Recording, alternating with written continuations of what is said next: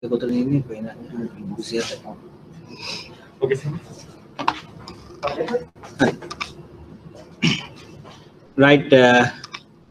Good evening. අපි අද යන්නේ තුන්වෙනි ලෙක්චර් එකට. මේ තුන්වෙනි ලෙක්චර් එකේ අපි කතා කරන්න යන්නේ මුදල් හා මහ බැංකුව කියන පාඩම. මේ පාඩම ඉතාමත් වැදගත් පාඩමක් ඔබගේ විභාගයට. ඔය විභාගයේ සම්පූර්ණ ප්‍රශ්නයක් හෝ ලකුණු 20ක් විතර ගන්න පුළුවන්. එහෙම මේ තනින් තනින් එන ප්‍රශ්න මේ මුදල් කියන පාඩම යටතේ ලබා ගන්න පුළුවන්. දැන් අපි කලින් කරපු පාඩම් දෙකෙන් සාමාන්‍යයෙන් ප්‍රශ්න දෙකක් හෝ තුනක් ඔබට දැක ගන්නට පුළුවන් වෙනවා ප්‍රශ්න පත්‍රයට. ඒ කියන්නේ ඔබට සාමාන්‍යයෙන් ගත්තොත් ලකුණු 15ක් විතර මේ වෙනකොට හොයා ගන්න පුළුවන්. 10ත් 15ත් අතර ගන්න. මේ පාඩම අපි කරලා ඉවරනකොට විභාගයේ තවත් ලකුණු 10ක් හෝ 15ක් ඔබට ලබා ගැනීමට හැකියාව ලැබෙනවා. ඉතින් ඒ තරම් වැදගත් පාඩමක්. මොකද මූල්‍ය ක්‍රමයේ පදනම වන මුදල් පිළිබඳව තමයි අපි මේ තුන්වෙනි පාඩමේදී සාකච්ඡා කරන්නේ. right. එහෙමනම් අපි මම හිතනවා ඔබ සියලු දෙනාටම හම්බෙලා ඇති කියලා PowerPoint presentation එක. එතකොට තුන්වෙනි පාඩමේ ඉගෙනුම් අරමුණු දිහා අපි බලමු. තුන්වෙනි පාඩමේ ඉගෙනුම් අරමුණු හැටියට තියෙනවා මුදල් ගනුදෙනු ක්‍රමයේ පරිණාමය සහ ඉදිරි ප්‍රවණතා, වාටා ක්‍රමය, ආඥාපති මුදල්, භාණ්ඩ මුදල්, රන් මිනුම් ක්‍රමය, විද්‍යුත් මුදල්, අතත්්‍ය මුදල්, ඒ වගේම මුදල් වල ලක්ෂණ, මුදල් වල කාර්යභාරයන්, ඒ වගේම මුදලේ ක්‍රය ශක්තිය සහ මුදල් සහ ඇඟවුණු මුදල් යනාදී කරුණු පිළිබඳව තමයි අපි මේ පාඩමේදී සාකච්ඡා කිරීමට උත්සාහ කරන්නේ. එහෙමනම් අපි බලමු අතීතයේ ඉඳලා කොහොමද මේ මුදල් කියන ක්‍රමය, මුදල් ආවේ කොහොමද, මුදල් වලට පෙර තිබූ ක්‍රමයන් මොනවාද, මේ අනාදී වශයෙන් අපි සාකච්ඡා කරලා බලමු. එතකොට අපි හුඟක් අතීතයට ගිහිල්ලා බැලුවොත් අතීතයේ මිනිස්සු තමන්ගේ වැඩ කටයුතු තමන් විසින්ම කරගන්නවා. ඒගොල්ලන්ට අවශ්‍ය වුණා තමන් නිෂ්පාදනය කරගන්න තමන්ගේ භාණ්ඩ. එහෙම නිෂ්පාදනය කරලා භාණ්ඩ අතිරික්තයක් ආවොත්, උදාහරණයකට ඔබ එළවලු වගා කරනවා, ඔබගේ පරිභෝජනය සඳහා එළවලු ගන්නවා. දැන් එළවලු අතිරික්තයක් එනවා. මේ අතිරික්තය ඔබට පුළුවන්කම ලැබුණා වෙනත් කෙනෙකු හා හුවමාරු කරගන්න තමන්ගේ වෙනත් අවශ්‍යතාවයක් සපුරා ගැනීම සඳහා. උදාහරණයක් වශයෙන් ඔබ එළවලු වගා කරනවා, ඔබට එළවලු අතිරික්තයක් තියෙනවා, ඔබට අවශ්‍ය වෙනවා මාළු. දැන් මේ මාළු ඔබ අල්ලන්නේ නැහැ. මාළු අල්ලන්න වෙනම කෙනෙක් ඉන්නවා. එතකොට මේ මාළු අල්ලගෙන එන පුද්ගලයාට තමන්ගේ පරිභෝජනයට වඩා වැඩි මාළු ප්‍රමාණයක් ලැබුණොත් ඔහුට පුළුවන් මේ අනික් එළවලු වගා කරන පුද්ගලයා සමග ඒ හුවමාරු කරගන්න. ඒ හුවමාරු කරගෙන මාළු අල්ලන කෙනාට එළවලු ලැබෙනවා. එළවලු වගා කරලා වැඩිපුර එළවලු තියෙන කෙනාට ඒවා මාළු වලට හුවමාරු කරගන්න පුළුවන්. මේක තමයි මේ බාටා ක්‍රමේ අපිට දක්නට ලැබුණේ. භාණ්ඩ හුවමාරු ක්‍රමය. එතකොට මේ මිනිස්සු මේක කරද්දී ගැටලු රාශියකට මුහුණ දුන්නා. මේ ක්‍රමයේ එච්චරම්ම සුබදායක ක්‍රමයක් හැටියට අපි දැක්කේ නෑ ආර්ථික කටයුතු කරන්න. මොකද පළවෙනි හේතුව වුණේ ඉල්ලුම හා සැපයුම ද්විත්ව සමපාත නොවීම. දැන් මේකට හේතුව තමයි දැන් අපි කතා කරා එළවලු විකුණන කෙනාට එළවලු වැඩියෙන් තියෙනවා. ඒ නිසා ඔහු එළවලු විකුණනවා. තව මාළු විකුණන්න කෙනෙක් ඉන්නවා, ඔහුට මාළු වැඩි. දැන් එළවලු විකුණන කෙනාට මාළු එපා නම් මාළු විකුණන කෙනා කොච්චර ඇවිල්ලා ඉල්ලුවත් මෙයා ඒ එළවලු ඔහුට දෙන්න කැමති නැහැ. ඔහුට කියයි මට මාළු එපා, මට අරන් එන්න මේ කුකුල් මස්. දැන් අර පුද්ගලයාට තියෙන්නේ මාළු. දැන් ඔහුට බෑ කුකුල් මස් ගේන්න. ඔහු කියනවා මේ මාළු වලට දෙන්න එළවලු. මම දෙන්නේ නැහැ. ඇයි? මට එපා මාළු. මං මාළු කන්නේ නැහැ. දැන් ඔන්න ප්‍රශ්නයක්. නේ? එතකොට මාළු අල්ලන කෙනාට එළවලු එපා නම් ඔහු කියනවා නෑ මට එළවලු එපා, මට පළතුරු දෙන්න. මෙයා කියනවා පළතුරු නෑ, මම ගාදින එළවලු. එහෙනම් මම මාළු දෙන්නේ නැහැ. මට එළවලු එපා, මට එළවලු තියෙනවා. දැන් මේ විදිහට මේ භාණ්ඩ හුවමාරු ක්‍රමයේ ගණදුනුවක් වෙන්න නම් භාණ්ඩය විකුණන කෙනයි භාණ්ඩය මිලදී ගන්න කෙනයි, එහෙමත් නැත්නම් භාණ්ඩය හුවමාරු කරන දෙදෙනාගේ අදහස් සම්පූර්ණයෙන්ම ගැළපීම අත්‍යවශ්‍ය කාරණයක් වුණා. හරි. එතකොට එළවලු වලට මාළු හුවමාරුව සිදු වෙන්න නම් මාළු අල්ලන කෙනාට එළවලු ඕන වෙන්න ඕනේ. ඔහු එළවලු ගන්න කැමති වෙන්න ඕනේ මාළු දීලා. අනිත් පැත්තෙන් එළවලු විකුණන කෙනා මාළු ගන්න කැමති වෙන්න ඕනේ එළවලු දීලා. මේ දෙදෙනාගේ මේ අදහස් ගැලපුණ නැත්නම් මේ ගනුදෙනුව සිද්ධ වෙන්නේ නැහැ. එහෙමනම් ඉල්ලුම හා සැපයුම ද්විත්ව සමපාත නොවීම බාටා ක්‍රමයේ දක්නට ලැබුණු ප්‍රධාන ගැටලුවක් ගනුදෙනු සිදුවීම සඳහා. ඉතින් මේකෙන් මොකක්ද වුනේ? දැන් මෙහෙම සමපාත නොවන දෙන්නේ, ඒ කියන්නේ අදහස් නොගැලපෙන දෙන්නෙක් හම්බුනාම ගනුදෙනුව වෙන්නේ නැහැ. ඒ නිසා අදහස් ගැලපෙන කෙනෙක් හොයාගෙන ඇවිදින්න වෙනවා. එතකොට තමන්ගේ තියෙන එළවලු අරගෙන මොහුට ගම වටේම යන්න වෙනවා. එළවලු වලට කුකුල් මස් දෙන්න කැමති කෙනෙක් හොයාගෙන. මාළු විකුණන කෙනාට සිද්ධ වෙනවා තමන්ගේ මාළු ටික අරගෙන ගම වටේම යන්න, තමන්ට පළතුරු දෙන්න කැමති කෙනෙක් හම්බ වෙනකම්. ඉතින් එතකොට මේ භාණ්ඩ ඔහුට ප්‍රවාහනය කරන්න වෙනවා, තනින් තැනට යන්න වෙනවා, ගනුදෙනුවක් සිදු වෙන්න විශාල කාලයක්, විශාල ශ්‍රමයක් වැය කිරීමට ඔවුන්ට සිදු වෙනවා. ඉතින් එහෙමනම් අධික ශ්‍රමය වැය කරනවා නම්, අධික කාලයක් ගත කරනවා නම්, භාණ්ඩ අපහසුයෙන් එහාට මෙහාට ප්‍රවාහනය කරන්න ඕනේ නම්, තමන්ට ගැළපෙන, තම අවශ්‍යතා ගැළපෙන කෙනෙක් එනකන් ඒවා ගබඩා කරන්න අපහසු නම් ඒ ක්‍රමය කාර්යක්ෂමයි කියන්න බෑනේ. එතකොට ඒක අකාර්යක්ෂම ක්‍රමයක්. දැන් ඊළඟට තව ප්‍රශ්නයක් තමයි වටිනාකමේ සංනිධිය. දැන් අපි දන්නවා අපි හැමෝම අපිට අවශ්‍ය දේවල් නිෂ්පාදනය කරලා පස්සේ වැඩිපුර තිබ්බොත් ඒවා අපි අනාගතයේ භාවිතයට තියාගන්න වෙනවා. දැන් එතකොට ඔබ එළවලු නිෂ්පාදනය කරලා එළවලු ගොඩාක් ලොකු අස්වැන්නක් එනවා. දැන් මේ අස්වැන්න අවුරුද්ද පුරා කන්න ඔබට පුළුවන් ද ගබඩා කරන්න? ඒක ලේසි වැඩක්ද? ඉතා අපහසු කාර්යයක්. ඉතා අපහසු කාර්යයක්. මොකද තමන්ගේ නිෂ්පාදන නරක වීමේ ප්‍රශ්නය තියෙනවා. තමන්ට එච්චර නිෂ්පාදන ගබඩා කිරීමට හැකියාවක් නැති වෙන්න පුළුවන්, පහසුකම් නැති වෙන්න පුළුවන්. ඒ නිසා ධනය රැස් කිරීමට මේ ක්‍රමය තුල ඉඩ ප්‍රස්තාව තිබුණේ නැහැ. දැන් අපි මොකද කරන්නේ? දැන් අපිට මුදල් හම්බුනාම, එහෙමත් නැත්නම් රත්රන් යම් වත්කම් හම්බුනාම අපි ඒව ගබඩා කරලා තියාගන්න.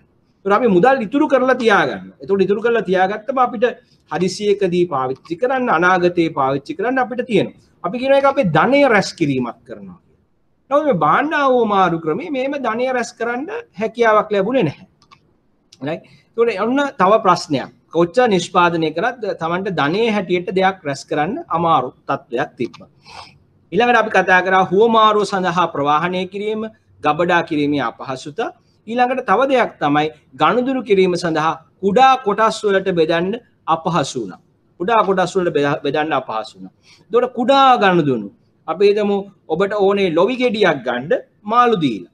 දැන් මාළු කෑල්ලක් කපලා තමයි දෙන්න වෙන්නේ. ලොවි ගෙඩියක් වගේ පොඩි ට්‍රාන්සැක්ෂන් එක. ඒ අපි කියමු ඉතා කුඩා ගනුදෙනු කරන්න මේක හරි අමාරුයි. මොකද භාණ්ඩේ ඉතා කුඩා කොටස් වලට සමහරක් වෙලාවට කඩන්න බෑ. right? ඒකට ඒ කඩන්න බෑ. ඒ නිසා මේක අපහසු දෙයක් බවට පත් වුණා. ඊළඟට වටිනාකම මනින්න අපහසුයි. භාණ්ඩ දෙකක් අතර හුවමාරු වටිනාකම ප්‍රකාශ කරන්න ලේසි නෑ. දැන් ඔබ එළවලු විකුණනවා නම් ඔබට සිද්ධ වෙනවා හැම භාණ්ඩයකට ඉදිරියම එහි අගය කියන්න. ඒකට ඔබ ගාවට ආවොත් පළතුරු විකුණන කෙනෙක් ඔබ කියන්න ඕනේ ඔබගේ එළවලු මේ ඔබ අපි තුමු වට්ටක්ක ගෙඩියක් තියලා වට්ටක්ක ගෙඩිය ඇපල් කීයද? වට්ටක්ක ගෙඩිය මාළු කීයද? වට්ටක්ක ගෙඩිය කුකුල් මස් කොච්චරක්ද?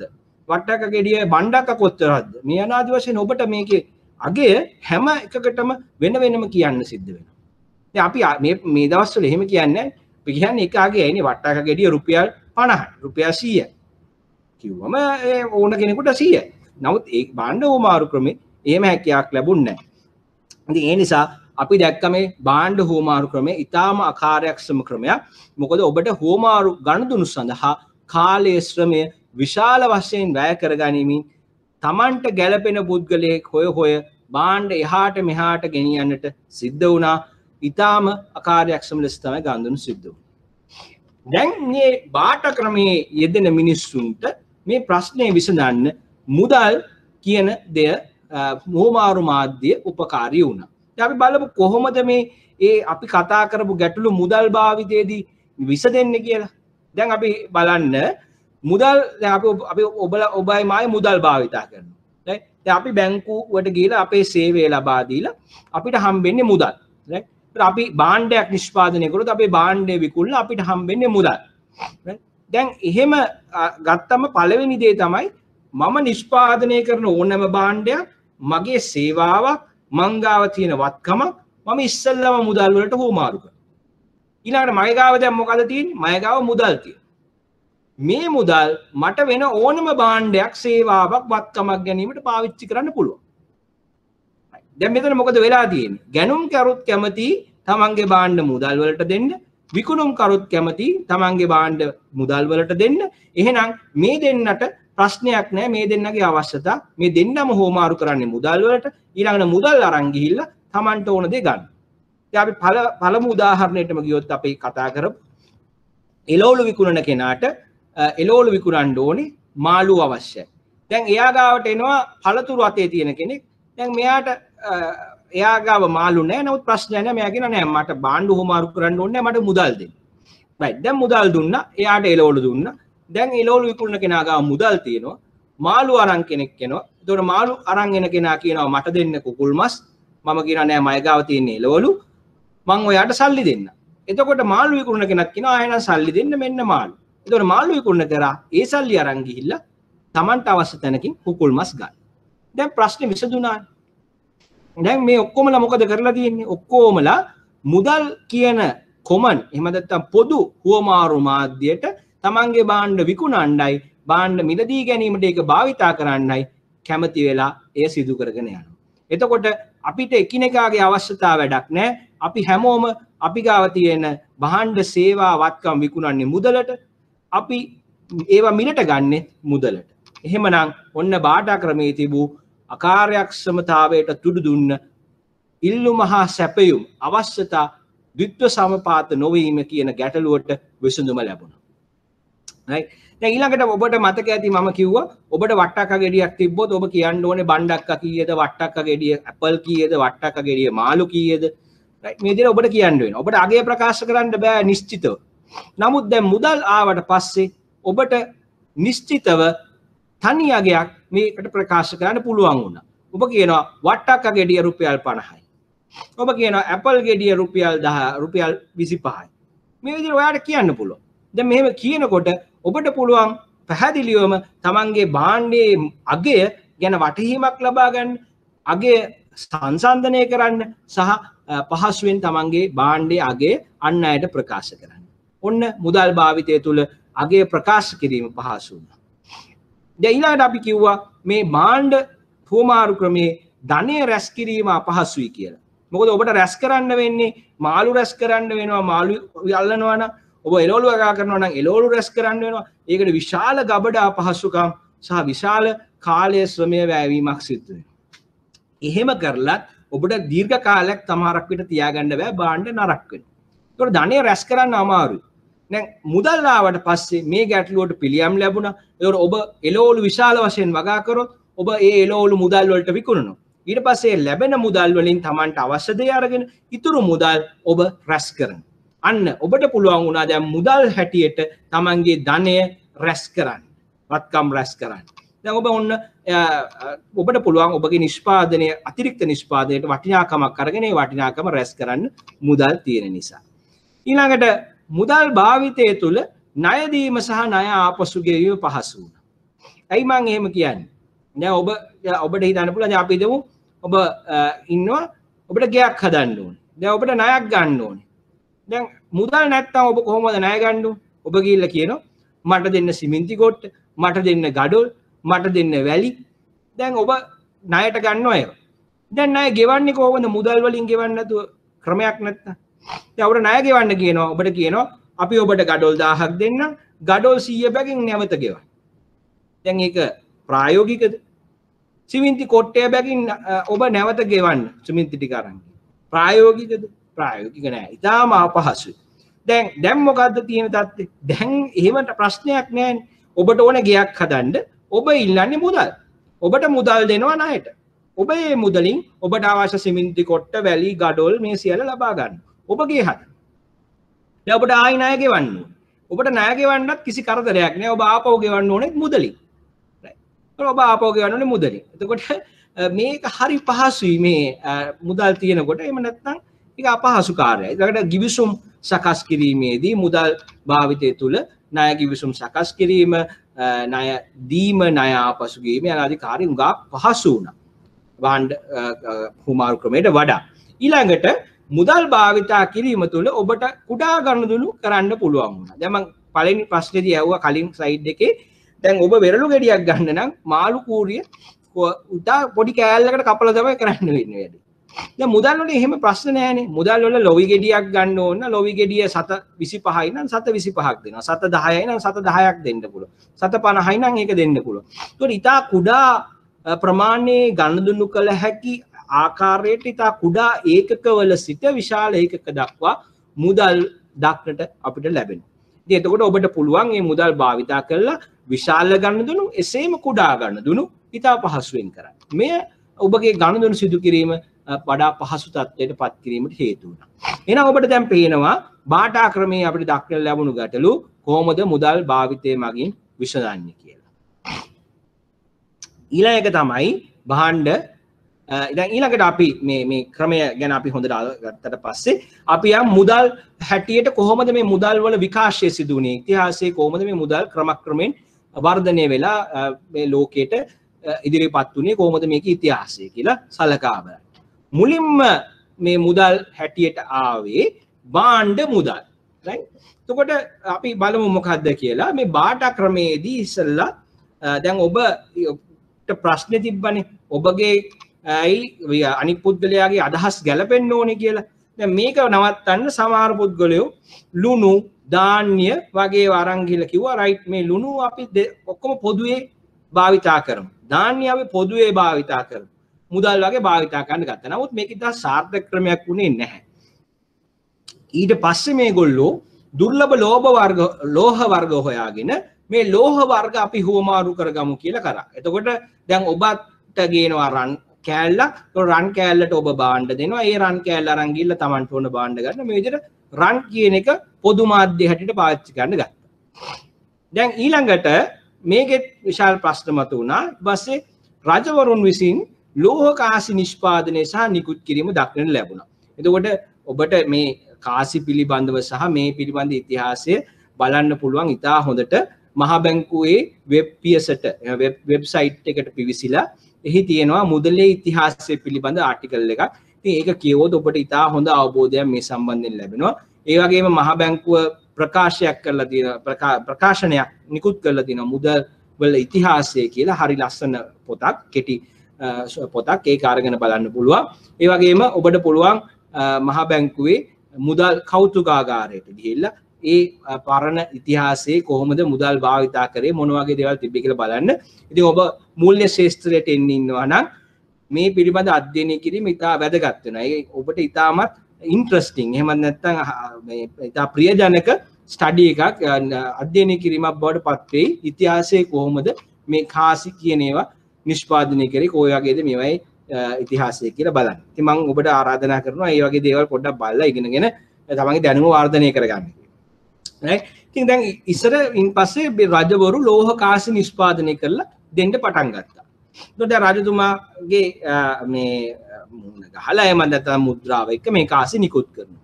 දැන් කලින් කවුරුත් කාසි වලට වක් කිව්වේ නැහැ. දැන් මේ රජතුමා තමයි මේක නිකුත් කරන්නේ. ඊළඟට මේ විදිහට නිකුත් කරන් යනකොට මෙන්න අපිට හම්බ වෙනවා අපි මේ කතා කරන භාණ්ඩ මුදල්. මොකද්ද අපි භාණ්ඩ මුදල් කියලා කියන්නේ? කාසි නිකුත් කිරීමේදී කාසි වල දක්වා ඇති මුහුණත වටිනාකම එම කාසියේ ලෝහමය වටිනාකමට සමාන ලෙස නිකුත් කරන ලද. එසේ නෛසර්ගික වටිනාකමක් තිබූ මුදල් භාණ්ඩ මුදල් ලෙස හඳුන්වා දෙන ලදී. ඔන්න ඔබට හයිලයිට් කරගන්න කැලේ. ඔබ භාණ්ඩ මුදල් යනු කුමක්දයි ඔබගෙන් ප්‍රශ්නයක් ඇහුවොත් මේක තමයි පිළිතුර. ඒ කියන්නේ මොකක්ද? ඔබ කාසි නිෂ්පාදනය කරනවා. එතකොට ඒ කාසියේ වටිනාකමක් තියෙනවා. ඒ වටිනාකමට සමාන ලෝහමය වටිනාකමකුත් කාසියට තියෙනවා. උදාහරණ තමයි රන් කාසිය. රන් කාසියේ වටිනාකමක් තියෙනවා. ඒ වටිනාකමට සමාන රන් ප්‍රමාණයක් ඒ කාසියේ තියෙනවා. එතකොට නෛසර්ගික වටිනාකමක් තියෙනවා. රත්රන් ලෝහෙත් වටිනාකම තියෙනවා. කාසියට ගහලා තියෙන මුහුණත වටිනාකම වගේ. ඉතින් මේ ආකාරයට කාසිවල දක්වා ඇති මුහුණත වටිනාකම ලෝහමය වටිනාකමට සමාන ලෙස නිකුත් කරන ලද නෛසර්ගික වටිනාකමක් තිබූ මුදල් භාණ්ඩ මුදල් විදියට තමයි හඳුනගත්තේ. මේ අතීතයේ ආපු මුදල් වල මූලික අවධියක්. ඊළඟට අපි ආවා රන් මිනුම් ක්‍රමය කියලා ක්‍රමවේදයකට. මෙය මුදල් වල ඉතිහාසයේ ඊටාම වැදගත් සම්දිස්ථානයක් හැටියට තමයි අපි දකින්නේ. දැන් මොකද්ද මේ රන් මිනුම් ක්‍රමය කරේ? මේකෙදී රජය හෝ මහ බැංකුව සතුවන රත්රන් ප්‍රමාණය, රත්රන් තමයි මේකේ වත්කම රත්තරන් ප්‍රමාණයේ වටිනාකමට සමානුපාතිකව කාසිහා නෝට්ටු නිකුත් කරා. එතකොට ඔබට බිලියනයක වටිනා රත්රන් තියෙනවා නම් ඔබට පුළුවන් වුණා බිලියනයක් වටින කාසිහා නෝට්ටු නිකුත් කරන්න. එතකොට මේ කාසිහා නෝට්ටු යම් වත්කමකට බැඳීමක් තිබුණා. මොකද්ද වත්කම? රත්රන්. එතකොට මේ රටවල් මොකද කරේ? මුදල් ඒකකයක් රන් අවුන්සයක වටිනාකම හා සම්බන්ධ කරා. එතකොට ඔවුන් කිව්වා රයිට් ඕකේ මේ මුදල් ඒකකය රන් අවුන්ස මෙච්චරක් වටිනවා. එතකොට රන් වලට සම්බන්ධ කරා. එතකොට රත්රන් ඒකකයක මිල මුදලෙන් ප්‍රකාශ කරා. මිනිසුන්ට පුළුවන් වුණා තමන්ගේ මුදල් භාවිතා කරලා තමන්ට මුදල් එපා නම් ඔබ මුදල් අරන් ගිහිලා දීලා ඒකට අදාළ රත්රන් ප්‍රමාණය ඉල්ලන්න. මේකට කිව්ව රන් හුවමාරු සම්මතය කියලා. දැන් මේ මොකද උනේ? මුදල් අතේ තියෙනවා. ඒ මුදල් නිකුත් කරලා තියෙන්නේ ඊට සමාන රන් ප්‍රමාණයක් තබාගෙන. ඒ නිසා ඔබට පුළුවන් ඔබේ මුදල් ගෙනහිලා දීලා තමන්ට රන් දෙන්න කියලා ඉල්ලන්න. එතකොට මුදල් රන් වලට උමාරු කරගන්න පුළුවන්. එතකොට රටවල් අතර සිද්ධ වෙච්ච ජාත්‍යන්තර වෙළඳාමත් රන් හුවමාරු මගින් පියවීම සිදු වුණා. එතකොට දැන් ඔබ යම් කිසි ප්‍රමාණයක් විකුණලා තිනවා, යම් කිසි ප්‍රමාණයක් අරගෙන තිනවා. එතකොට හිඟයට මුදල් ගෙවීමක් අවශ්‍ය නැහැ. රන් හුවමාරු කරපුවම ප්‍රශ්නේ ඉවරයි. එතකොට මෙහෙන් රන් ප්‍රමාණය අඩු වෙනවා, අනිත් රටට රන් ප්‍රමාණය යනවා. එතකොට මේ මහ බැංකුවේ රන් සංචිතය වැඩි වෙනවා. මේ වගේ ක්‍රමයක් යටතේ රටවල් අතර විනිමය අනුපාතයේ ස්ථාවර තත්වයක තමයි පැවතුනේ. එතකොට මේ රන් මිනුම් මත පදනම් වූ මුදල් ක්‍රමය. මොකද්ද මේ ක්‍රමය? රත්රන් යන වත්කමට ලින්ක් කරලා එහෙමත් නැත්නම් සම්බන්ධ කරලා මුදල් නිකුත් කරා. රයිට්. ඒකට මේ හැම මුදල් නිකුත් කරපු මුදල් වල මුදල් කියන්නේ වගකීමක් නේ. මුදල් වලට සමාන රන් ප්‍රමාණයක් අදාළ රටේ මහ බැංකුවේ සතු වුණා. රයිට්.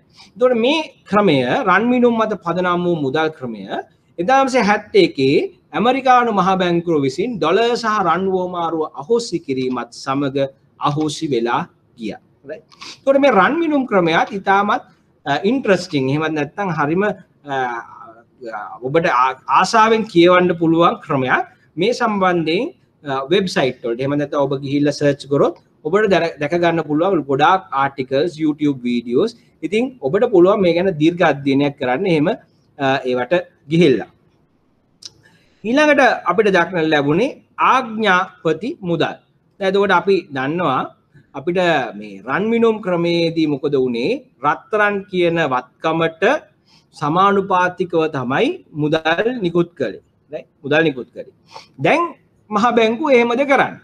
දැන් ඔබ ගිහිල්ලා අපේ මහ බැංකුවෙන් යවුවොත් ඔබ මට නිකුත් කරපු මුදල් වලට සාපේක්ෂව ඔබ ගාව රත්රන් තියෙනවද? එහෙම වෙන්නේ නැහැ. දැන් එහෙම වෙන්නේ නැහැ. දැන් තියෙන මුදල් වලට කියනවා අපි ෆියට් මනි, එහෙම නැත්නම් ආඥාපති මුදල් කියලා. මේකේ මොකද්ද කියන්නේ? මේ මුදල් වලට බලය ලැබිලා තියෙන්නේ ඒට සම්බන්ධ වෙනත් වත්කමක් නිසා නෙමෙයි. මේ මුදල් වලට බලය ලැබිලා තියෙන්නේ ඒට නීති රීති සහ රජය මගින් ලබා දෙන බලතල හරහා. එතකොට අපි කියනවා මේකට ආඥාපති මුදල් යම් රජයක් විසින් නීති රීති මගින් මුදල් ලෙස භාවිතය සඳහා වටිනාකම ලබා දෙන ව්‍යවහාර මුදල් ආඥාපති මුදල් ලෙස හැඳින්විය හැක.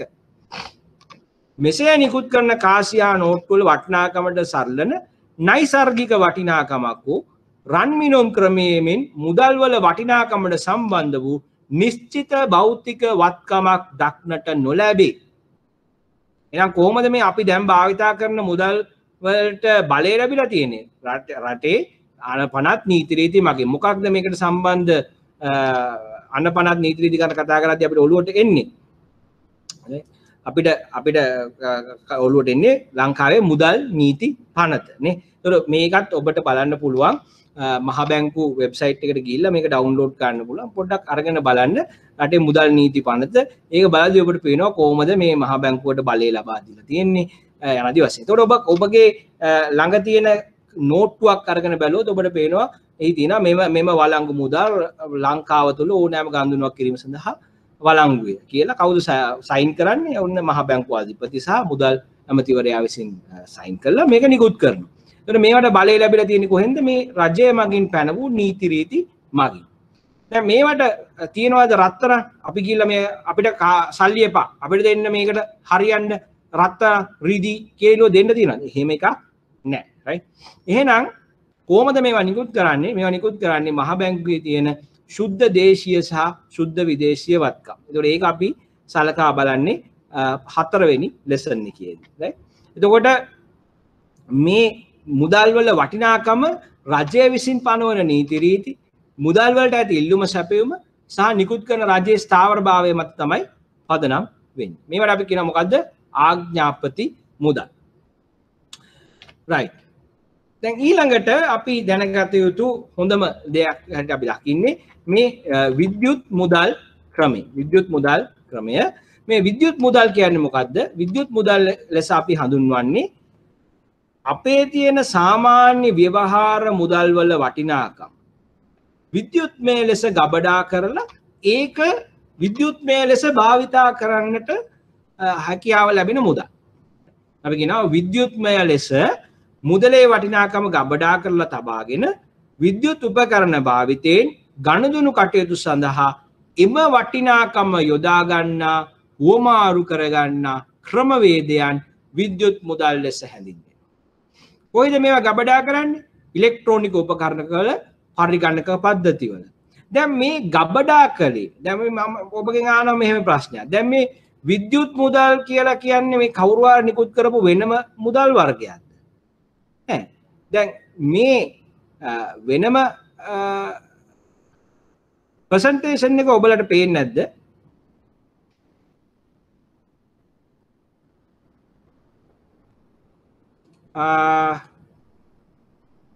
දැන් පේනවාද කියලා කියන්න මට පොඩ්ඩක්. රයිට්. දැන් මේ බාටා ක්‍රමය කියන එක තමයි ඔබට පෙවුනේ නේ ප්‍රසන්ටේෂන් එක හැටියට.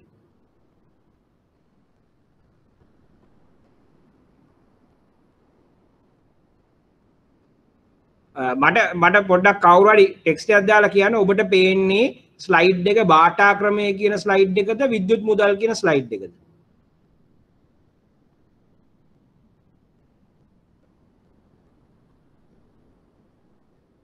බාටා ක්‍රමය රයිට් ඕකේ. එහෙනම් අපි ඒ ස්ලයිඩ් එක තියලා අනිත් ස්ලයිඩ් එක කපලා දාමු. රයිට් අයින් කරා. එතකොට දැන් මම හිතන්නේ ඔක්කොලටම පේනවා ඇති කියලා මම හිතනවා. මම යන්නම් අදාළ තැනට විද්‍යුත් මුදල්. රයිට්. හරි නේද? දැන් ඔබට පේනවද මේ ප්‍රසන්ටේෂන් එක? රයිට් ඕකේ. රයිට් විද්‍යුත් මුදල්. එතකොට දැන් මේ මම අහනවා ඔබෙන් පොඩි ප්‍රශ්නයක්. දැන් විද්‍යුත් මුදල් කියලා ඔන්න අපි ආයි පොඩ්ඩක් ස්ලයිඩ් එකත් එක්ක බලමු.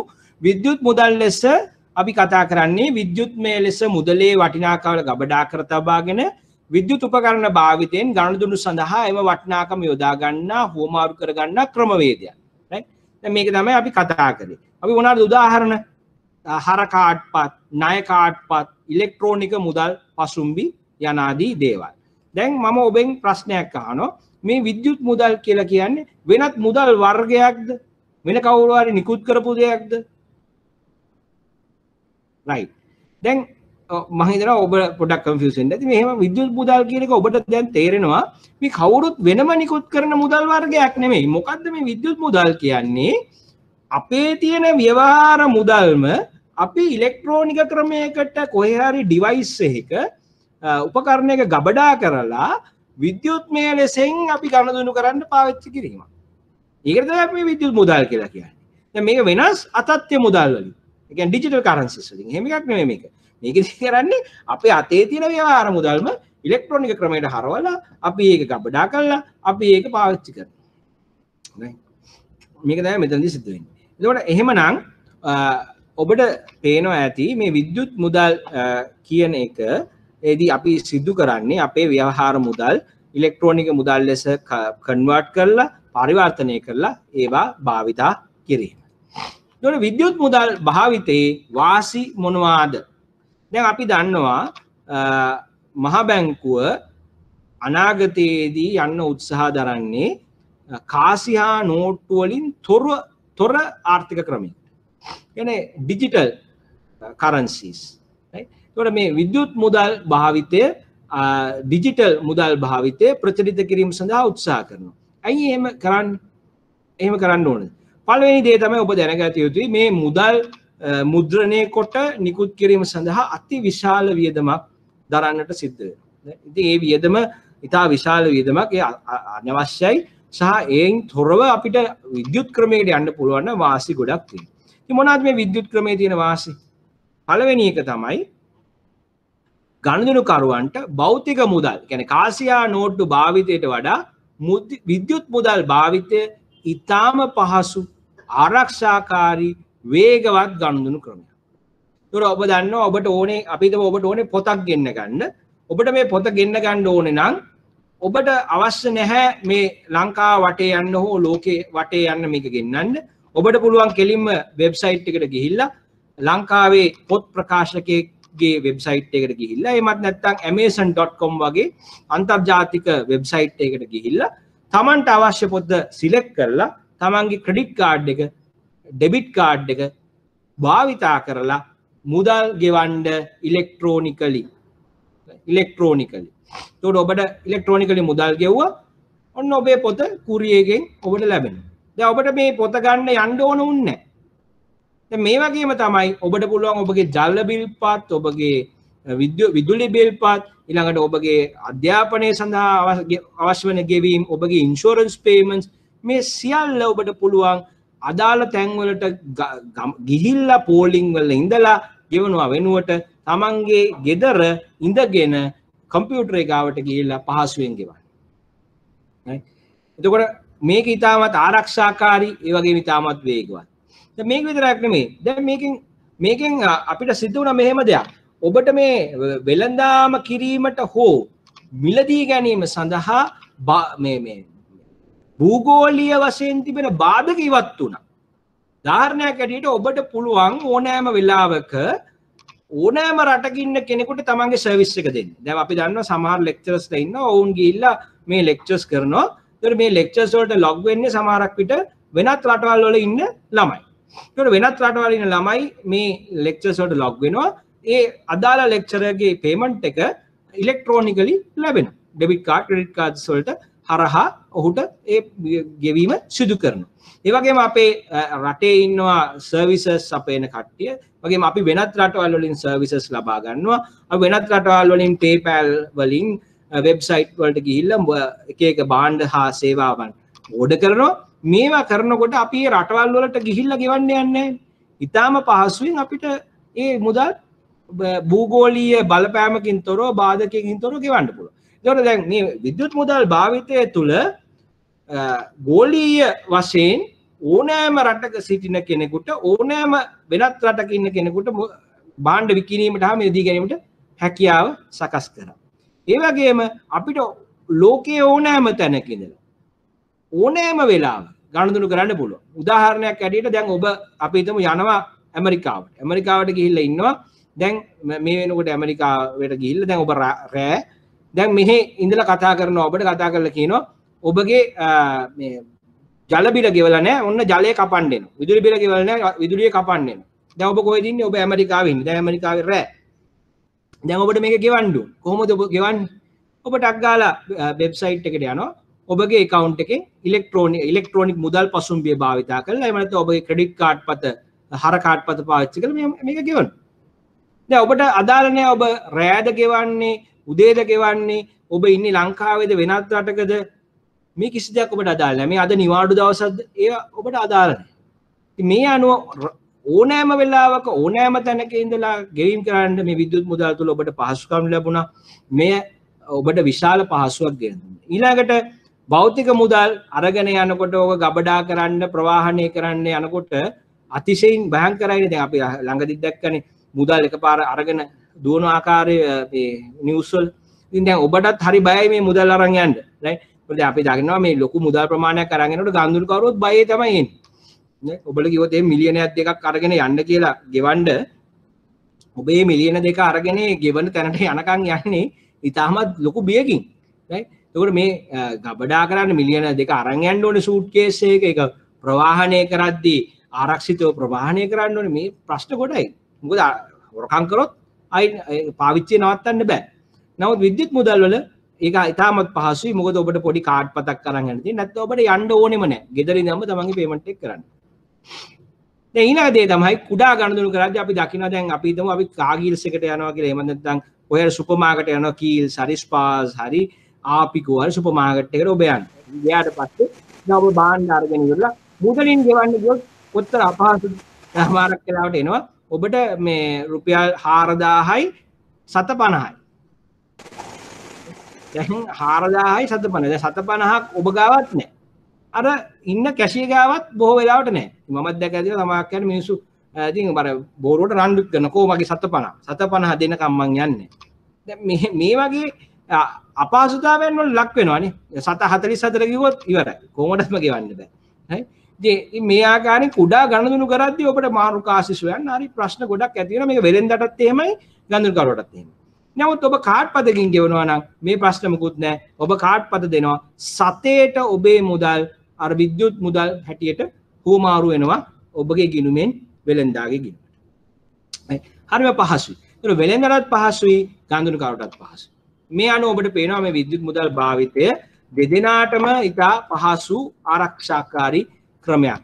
ඊළඟට විද්‍යුත් මුදල් භාවිතා කරපුවම තියෙන අනික් වැදගත් දේ තමයි ඔබට ඔබේ ගනුදෙනු පිළිබඳ විස්තර සටහන් තබා ගැනීමට හැකියාව ලැබෙනවා. දැන් මම ඔබගෙන් ඇහුවොත් ඔබගේ පර්ස් එකේ තිබ්බ මුදල් පහුගිය සතියේ වේදම් කරේ මොකටද කියලා කාට හරි මතක තියෙනවද? මං හිතන්නේ කාටවත් මතක ඇති කියලා මොනාට පාවිච්චි කරාද කියලා. පර්ස් එකට සල්ලි දා ගන්නවා මතකයි. ඊළඟ පර්ස් එකේ සල්ලි නැහැ. ඒක කොහෙටද ගියේ කියලා අපිට කවුරුත් දන්නේ. නමුත් මම ඔබගෙන් ඇහුවොත් ඔබ පසුගිය සතියේ ඔබේ ඩෙබිට් කාඩ් එකෙන් ඔබේ ක්‍රෙඩිට් කාඩ් එකෙන් එහෙම නැත්නම් ඔබේ ඉලෙක්ට්‍රොනික මේ වොලට් එකෙන් කරපු ට්‍රාන්සැක්ෂන් මොනවද? කොහොමද ඔයාගේ මුදල් වියදම් වුනේ කිව්වොත් ඔබට කියන්න පුළුවන් සතේට ගිණුම. කොහොමද එහෙම ගිණුම් දක්වන්න පුළුවන්? ඔබට පුළුවන් ඒක කරන්න ඔබගේ විද්‍යුත් මුදල් භාවිතය පිළිබඳ වාර්තා ලබාගෙන. right? ඒතර මේ වාර්තා ඔබට නිකම්ම ලැබෙනවා මොකද ගනුදෙනු සිදුවේදී ඒ සම්බන්ධ වාර්තාවක් රෙකෝඩ් වෙනවා. ඉතින් මේ ඔබට පුළුවන් ක්‍රෙඩිට් කාඩ් ස්ටේට්මන්ට් එක ගන්න, ඔබේ පුළුවන් ඔබගේ ගිණුමේ ස්ටේට්මන්ට් එකක් ගන්න, ඔබගේ ඉලෙක්ට්‍රොනික මුදල් පසුම්බිය තිබෙනා වූ ගනුදෙනු පිළිබඳ විස්තර සටහන් වලට ගිහිල්ලා Tamanට අවශ්‍ය දේ ලබා ගන්න. ඉතින් මේ ඉලෙක්ට්‍රොනික මුදල් භාවිතය තුළ සටහන් තබා ගැනීම ගනුදෙනු පිළිබඳව තිබෙනා වූ සාක්ෂි ගනුදෙනු කළ ආකාරය පිළිබඳ විස්තර මේ සියල්ල ඔබට පහසුවෙන් තබා ගන්න පුළුවන් වෙනවා මුදල් භාවිතා කරනවට වඩා. right? ඉතින් එතකොට මේවා තමයි ලැබෙන ගනුදෙනුකාරට ලැබෙන වාසිය. වෙලෙන්දෙක් හැටියට ඔබ ගත්තොත් දැන් ඔබ හිතුවේ ගනුදෙනුකාරට වෙලෙන්දෙක් හැටියට මොකද ලැබෙන වාසිය? දැන් ඔබ මෙහි අපි හිතමු හදනවා කියලා මොකක් හරි ලංකාවට ආවේනික වෙස් මුහුණු. දැන් ඔබ වෙස් මුහුණු හදනකොට දැන් ඔබ බලන් ඉන්නවා පිටරටක කෙනෙක් ඇවිල්ලා මේ වෙස් මුහුණු ගන්නකම්. ඒවද ලංකාවේ මිනිස්සු වෙස් මුහුණු ගන්නකම්. සමහරක් විට ඔබගේ වෙළඳාම ඉතා කුඩා වෙළඳාම.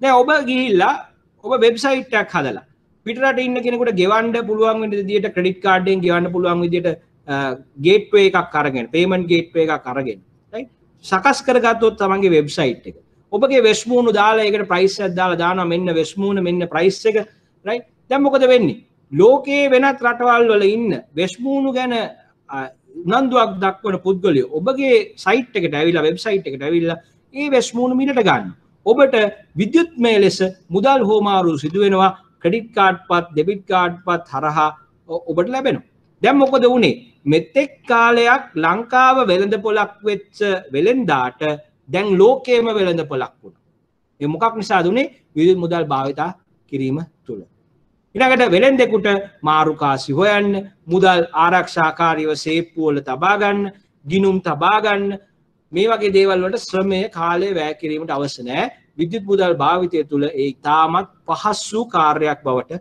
පත් වෙනවා. එහෙනම් ඔබට පේනවා මේ විද්‍යුත් මුදල් භාවිතයේ වාසි. දැන් මේ විද්‍යුත් මුදල් භාවිතයේ වාසි ගැන කතා කරාට මම අවාසි ගැන කතා කරන්නේ නෑ මෙතන. ඔබට අවාසි ගැන මේ ඔබට හිතා ගන්න පුළුවන් වෙන්න ඕනේ. මොකක්ද අවාසි තියෙන විද්‍යුත් මුදල්?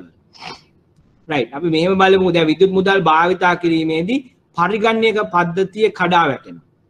එහෙමත් නැත්නම් දැන් ඔබ ගනුදෙනු කරනකොට එකපාරට ඔබගේ පරිගණක පද්ධතිය කඩාගෙන වැටෙනවා. දැන් අපිට උනේ දැන් අපි මේ ප්‍රසන්ටේෂන් එක බල බල ඉන්නකොට එකපාරට ප්‍රසන්ටේෂන් එක පේන්නේ නැතුව ගියා.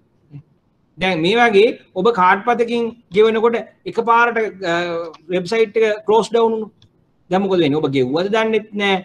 ගියා පේමන්ට් එක ගියාද දන්නේ නැහැ. ඊට පස්සේ ඔබ කතා කරාම කියනවා මට ආවේ නැහැ කියනවා. බැංකුවට කතා කරාම නෑ ඔබ ගෙවලා කියනවා.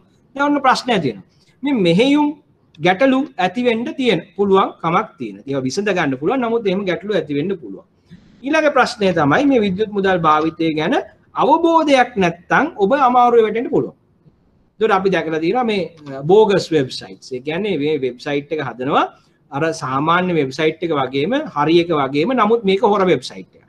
දැන් ඔබ හොඳ අවබෝධයකින් නැතුව මේ විද්‍යුත් මුදල් ගනුදෙනු කරනවා නම් සමහරක් විට ඔබගේ මුදල් මෙවැනි වංචාකරුවන්ට නාස්ති වෙන්නට පුළුවන්කම තියෙනවා. ඉතින් ඒක ඊට පස්සේ රිකවර් කරගන්න ලොකු එෆර්ට් එකක් දාන්න ඕනේ. ඊළඟට ඔබ විද්‍යුත් මුදල් භාවිතා කරද්දී ආරක්ෂාකාරී ලෙස භාවිතා නොකළොත් ඔබගේ දත්ත සොරාගෙන ඔබගේ කාඩ්පත් ඩීටේල්ස් අරගෙන නැත්නම් ඔබගේ පාස්වර්ඩ්ස් අරගෙන ඔබ ගාව තියෙන මුදල් විද්‍යුත්මය ලෙසින් වංචාකාරීව ඉවතට ගැනීමට හැකියාව ලැබෙනවා පරිගණක ස්වරූපයට. ඉතින් මේක ඔන්න තියෙන අවාසි එමත් නැත්නම් තියෙන අවදානම් හැටියට අපිට දක්නට ලැබෙනවා. මොකද්ද අවදානම් ටික? මෙහි පරිගණක පද්ධති බිඳ වැටීම තුළ ඇති වෙන මෙහෙයුම් අවදානම්. දෙවෙනි එක තමයි මේ විද්‍යුත් මුදල් භාවිතය සඳහා පරිගණක සාක්ෂරතාවය. විද්‍යුත් මුදල් පිළිබඳ සාක්ෂරතාවය දැනීම නොමැතිවීම තුළ ඇතිවන්නා වූ ගැටලු. තුන්වෙනි එක තමයි වංචාකරුවන් පරිගණක සොරුන් විසින් දත්ත සොරා ගැනීම තුළ ඇතිවෙන්නා වූ ගැටලු. right? ඉතින් මේවා තමයි අපිට අවදානම් හැටියට දක්නට ලැබෙන්නේ. right. දැන් අපි යමු ඊළඟ කෑල්ලට.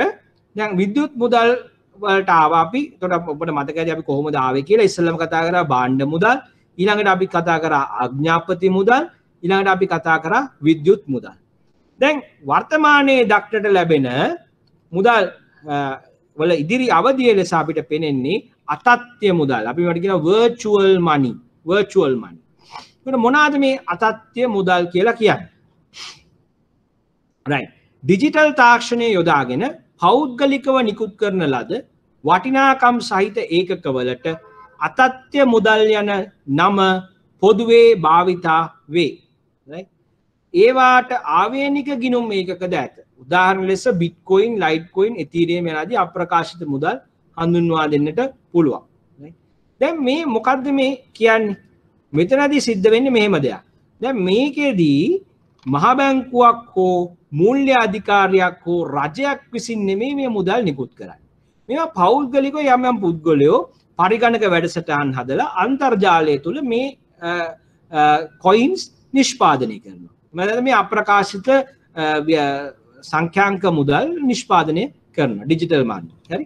දැන් මේක නිෂ්පාදනය කළේ කවුද කියලා අහුවොත් කවුද කියලා කවුරුත් දන්නේ. දැන් අපි උදාහරණයක් ඉතාලම පොපියුලර් එක ගලමු බිට්කොයින්. දැන් මේ බිට්කොයින් කවුද වග කියන්නේ මේකට? මේක නිකුත් කරන කෙනෙක් ඔබ දන්නවද? නිකුත් කරන කෙනෙක් දන්නේ නැහැ. අපි දන්නේ එකම එකයි මේක හොයාගන්න ඇත්තේ සතෝෂි නකමොටෝ කියලා අපි කියනවා. දැන් තවත් පිරිසක් කියලා සතෝෂි නකමොටෝ කියන්නේ බොරු නමක් කියලා. දැන් කවුරුත් සතෝෂි නකමොටෝ දැකලවත් නැහැ කොහෙද ඉන්නේ කියලා දන්නේ නැහැ. දැන් මේ බිට්කොයින් වල ප්‍රශ්නයක් ආවොත් කාටද කියන්නේ? බිට්කොයින් හෙට උදේ වෙනකොට නැති වෙලා තිබ්බොත් අන්තර්ජාලේ කාගාවටද යන්නේ? අන්න ප්‍රශ්නේ නේ. ඒතර මේවා මේ පෞද්ගලිකව නිකුත් කරන ලද මුදල් මිසක්කා කිසිම මූල්‍ය අධිකාරියක් රජයක් විසින් වගකීමක් දරමින් නිකුත් කරපු ඒවා නෙමෙයි. දැන් මේකේ විද්‍යුත් මුදල් වලයි වෙනසක් තියෙනවා. මොකද්ද වෙනස? කාට හරි කියන්න පුළුවන්ද වෙනස මොකද්ද කියලා? විද්‍යුත් මුදල් වලයි මේ අතත්්‍ය මුදල් වලයි තියෙන ප්‍රධාන වෙනස්කමක් ඔබට පේනවද දැන්? කවුරු හරි ඉන්නවද කියන්න පුළුවන් කෙනෙක්? මොකක්ද මේ වෙනස? ඔව් කතා කරන්නේ නැහැ. chat කරන්නේ නැහැ. right. අපි මේව සරලව හිතන්න. දැන් අපි විද්‍යුත් මුදල් වල අපි කිව්වා මොකද කිව්වේ? තමන්ගේ අතේ තියෙන ව්‍යවහාර මුදල් විද්‍යුත්මය ලෙස ගබඩා කරනවා. එහෙනම් මොකද්ද මේ විද්‍යුත් මුදල් වලට ගබඩා කරේ ඔය? ඔබගේ තියෙන ව්‍යවහාර මුදල් වල වටිනාකම් නේ.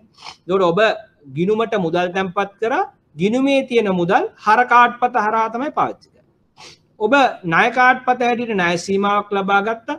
ඒ බැංකුව විසින් ඔබ ලබා දුන්නා. ඒක තමයි ඔබ පාවිච්චි කරන්නේ. ඒකට ඔබේ ගිණුම් කාඩ්පත් ඉලෙක්ට්‍රොනික මුදල් පසුම්බියට ලින්ක් කරා ඊට පස්සේ ඔබ පාවිච්චි කරන්නේ ඔබ හොයාගෙන තැන්පත් කරලා තියෙන ඔබට ණය හැටියට දීලා තියෙන ව්‍යවහාර මුදල් වල වටිනාකම. දැන් මේවා මේ වෙන කවුරුවත් කරපුවා නෙමෙයි. දැන් එතකොට නමුත් දැන් අපි හිතමු බිට්කොයින් කියන්නේ එහෙම එකක් නෙමෙයි. බිට්කොයින් කියන්නේ අන්තර්ජාලය තුල නිෂ්පාදනය වෙලා. මේ මහ බැංකුවෙන් නිකුත් කරපු මුදල් නෙමෙයි. මේවා කවුරු හරි පෞද්ගලිකව නිකුත් කරපු මුදල්. කවුද නිකුත් කරේ කියලාද අපි දන්නේ. මේවා තමයි අපි භාවිතා කරන්නේ. ඉතින් එහෙමනම් මේක තමයි අපි දකින්න ලැබෙන ප්‍රධාන වෙනස්කමක් වෙන්නේ. ඒකට ඉහත අප්‍රකාශිත විද්‍යුත් මුදල් මහ බැංකුව විසින් නිකුත් කරන ලද මුදල් නොවේ. අප්‍රකාශිත විද්‍යුත් මුදල් වැනි අතත්්‍ය මුදල් ගනුදෙනු බලාත්මක කිරීම සඳහා පුද්ගලයන් ඍජුව සම්බන්ධ වී විමධ්‍යගත ලෙස සේවා සැපිය හැකි වන අයුරින් ඩිජිටල් ජාල භාවිතා කරයි. මෙන්න මේක හොඳට මතක තියාගන්න. මෙම මුදල් ඒවා භාවිතය සඳහා පිළිගන්නා වූ සීමිත පිරිසක් අතර ගනුදෙනු සඳහා භාවිතා වේ. ඔන්න කතාව. එතකොට මේ මුදල් හැමෝම පිළිගන්නේ නැහැ. දැන් බිට්කොයින් වලින් ඔබයි මායි ගනුදෙනු කරන්නේ නැහැ. ඔබට බිට්කොයින් වලින් IBSL එකට ඔබේ එක්සෑම් ෆීස් ගෙවන්න බෑනේ. අපි පිළිගන්නේ නේ. නමුත් බිට්කොයින් පිළිගන්න පුද්ගලයෝ ඉන්නවා. ඔවුන්ට පුළුවන් තමන්ගේ බිට්කොයින් භාවිතා කරලා ඔබට ගනුදෙනු කරන්න ඕන සමග. එතකොට මේවායේ තත්ත්වය තමයි මේවා පරිගණක ජාල තුල යම් පුද්ගලයන් පරිගණක වැඩසටහන් භාවිතා කරමින් නිෂ්පාදනය කරනවා. ඒ මුදල් යම් පිරිසක් පිළිගන්නවා අපි භාවිතා කරන්න කැමතියි කියලා. තව පිරිසක් කියනවා අපි ඒවට භාණ්ඩ හා සේවා වත්කම් ලබා දෙන්න කැමතියි කියලා. ඊට පස්සේ මේ කැමැත්ත දක්වන සීමිත පිරිස අතර මේ ගනුදෙනු සිද්ධ වෙනවා. ඔක තමයි වෙන්නේ.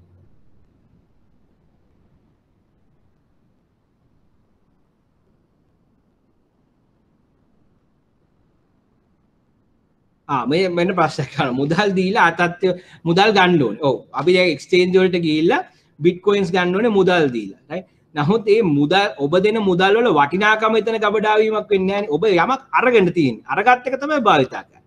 දැන් හර කාඩ් පතක ඔබ මොකද ගන්නෙ නැහනේ.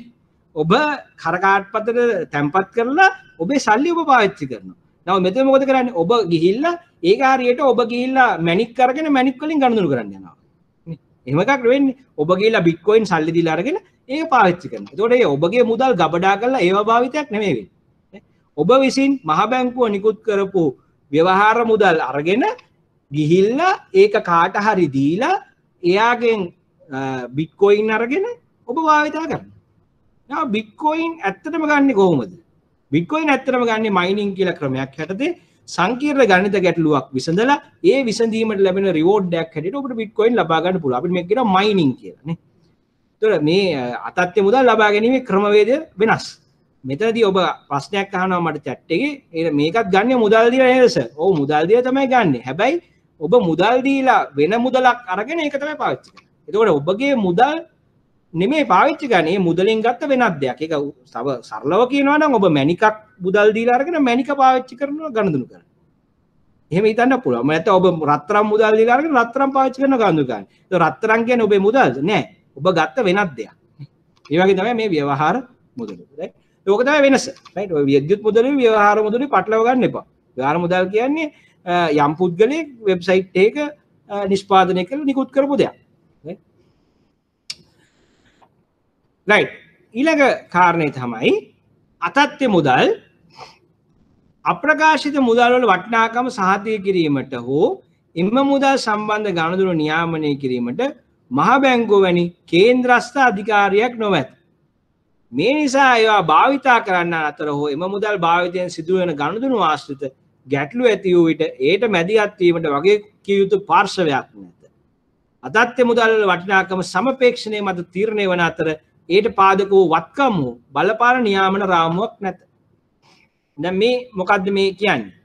දැන් අතත්්‍ය මුදල් අපි කිව්වා වගේ නිකුත් කරේ කවුද කියලා දන්නේ. එහෙනම් ඔබට ගැටලුවක් ඇති වුණාම ඔබට යන්න තැනක් නැහැ. දෙවෙනි එක අතත්්‍ය මුදල් නිකුත් කරද්දී මොකද්ද මේ මුදල් නිකුත් කිරීමට පාදක වූ වත්කම ඔබට හොයාගන්න බෑ. දැන් රන් මිනුම් ක්‍රමේ නම් අපි දන්නවා රජය හෝ මූල්‍ය අධිකාරියට ඇති රත්රන් ප්‍රමාණයට සමානුපාතිකව නිකුත් කරලා තියෙනවා. දැන් නූතන ව්‍යවහාර මුදල් ක්‍රමය අපි දන්නවා මේකට නීතිය මගින් බලය ලබා දීලා තියෙනවා. මහ බැංකුව තමන්ගේ සුද්ධ දේශීය විදේශීය වත්කම් භාවිතා කරලා නිකුත් කරලා තියෙනවා. ගැටලුවක් ඇති වුණොත් ඔබ මහ බැංකුවට යනවා. ඔබ මේ ගැටලුවක් ඇති වුණොත් රජය ඔබට ඒ සඳහා උපකාර වෙනවා නේ. ප්‍රසන්ටේෂන් එක පේන්නේ නැද්ද? ඔන්න මම ආයි දැම්ම. දැන් මේ ප්‍රසන්ටේෂන් එක පේනව නේද? මම ඒක මිනිමයිස් කරලා ඔබට කතා කරගෙන සමහරක් වෙලාවට. හරි හරි. මම ප්‍රසන්ටේෂන් එක පොඩ්ඩක් පල්ලෙහාට දාලා අපි කතා කරේ. එතකොට මේ අනාදි වශයෙන් මේ මූල්‍ය අධිකාරියක් නැහැ. එතකොට ඔබට පේනවා මෙන්න මේක භාවිතා කරන්න යන කෙනා හරිම භයානක තත්ත්වයක තමයි ඉන්නේ. මොකද කවුරු හරි සල්ලි කියලා දෙයක් නිකුත් කරලා දිනවා ඔබ ඒක අරන් භාවිතා කරනවා කවුරුත් ඒකට වග කියන්නේ නැහැ ගැටලුවක් වුණා. ඊළඟට දේ තමයි මේ අතත්්‍ය මුදල් කියනවායි වටිනාකම විශාල වශයෙන් ඉහළ පහළ යනවා. ඔබට පේනවා බිට්කොයින් වල වටිනාකම එකපාර ඉහළ යනවා එකපාර පල්ලෙහාට යනවා. පාර යනවා එකපාර පල්ලෙහාට යනවා. දැන් ඔබ දන්නේ ඇයි එහෙම වෙන්නේ කියලා. ඒකට හේතුව තමයි ඇතැම් වෙලාවට මේවට ඉල්ලුම වැඩි වුණොත් ඔන්න එකපාර ඉහළ යනවා. ඉල්ලුම අඩු වුණොත් ඔන්න එකපාර පහළ යනවා. ඉතින් මේක මිනිස්සුගේ සමපේක්ෂණය මත අනාගතයේදී ලාභ ලැබීමේ අරමුණින් මිනිස්සු මේවා රැස් කරනවා. සමහරක් ඒවා රැස් කර දේවල් ආපහු නිකුත් කරනවා මාකට් එකට. ඉතින් මේ අනුව තමයි මේකේ මේ වටිනාකම තීරණය වෙන්නේ. මේ අනුව වටිනාකම විශාල වශයෙන් උච්චාවචනය වෙන්න පුළුවන්. ප්‍රධානතම අවදානම තමයි මේ බිට්කොයින් නීති විරෝධී කටයුතු වලට භාවිතා කරන්න පුළුවන්. දැන් ඇයි අපි මෙහෙම කියන්නේ? දැන් මේ බිට්කොයින් එහෙම නැත්නම් අතත්්‍ය මුදල් ලයිට්කොයින් වේවා ඉතේරියම් වේලා මේ අතත්්‍ය මුදල් භාවිතා කරද්දී මේවා කවුරුත් නිකුත් කරලා නැහැ. කිසිම නියාමකයෙකුගේ පාලනයට යටත් වෙන්නේ. කිසිම නියාමකයෙකුගේ පාලනයට යටත් වෙන්නේ. ඒතර ඔබට පුළුවන් ගිහිල්ලා ඔබට එක්ස්චේන්ජ් එකකට ගිහිල්ලා අන්තර්ජාලයේ මේ බිට්කොයින්ස් අතත්්‍ය මුදල් අරගෙන එහෙම නැත්නම් මයිනින් කරලා අතත්්‍ය මුදල් අරගෙන මේ මුදල් භාවිතා කරලා ගනුදෙනු කරන්න. ඒතර මේ ඔබට පුළුවන් ත්‍රස්තවාදයට මුදල් සපයන්න. එහෙම නැත්නම් මුදල් විශුද්ධිකරණය වැනි කටයුතු කරන්න. එහෙම නැත්නම් ඔබට ටැක්ස් වලට අහු වෙන්නේ නැතුව හොරෙන් ගනුදෙනු කරන්න. මේ වගේ දේවල් කරන්න පුළුවන්. මේවා කරද්දී කාටවත් අහු වෙන්නේ නැහැ. ඇයි? මේ අතත්්‍ය මුදල් භාවිතය පිළිබඳ නියාමනය කරන්න නියාමකයෙක් නැහැ. මේවා රෙකෝඩ් එකක් නැහැ. ඒ නිසා මේක යම් සොරුන්ගේ එහෙම නැත්නම් වංචාකරුවන්ට භාවිතා කිරීමට හැකියාවක් තියෙන තත්ත්වයක් අපිට දක්න ලැබෙනවා. ඒක විශාල අවදානමක්. එතකොට අපි කියනවා අතත්්‍ය මුදල් භාවිතය තුළ මුදල් විශුද්ධිකරණය වැළැක්වීමට හා ත්‍රස්තවාදයට මුදල් සැපයීම මැඩ පැවැත්වීමට ඇති නීති උල්ලංඝනය වීමට අවස්ථාව ඇති බැවින් අවදානම අධිකය. දැන් මතක තියාගන්න ශ්‍රී ලංකා මහා බැංකුව කිසිම ආයතනයකට කිසිම පුද්ගලයෙකුට අප්‍රකාශිත විද්‍යුත් මුදල් අතත්්‍ය මුදල් සම්බන්ධව කටයුතු කිරීමට බලපත්‍ර ලබා දීමක් හෝ බලය පැවරීමක් සිදු කළා නැහැ. කිසිම ආයතනයකට මූලික කාසි අර්පණය ඉනිෂියල් කොයින් ඔෆරින් සඳහා බලය ලබා දීලා නැහැ.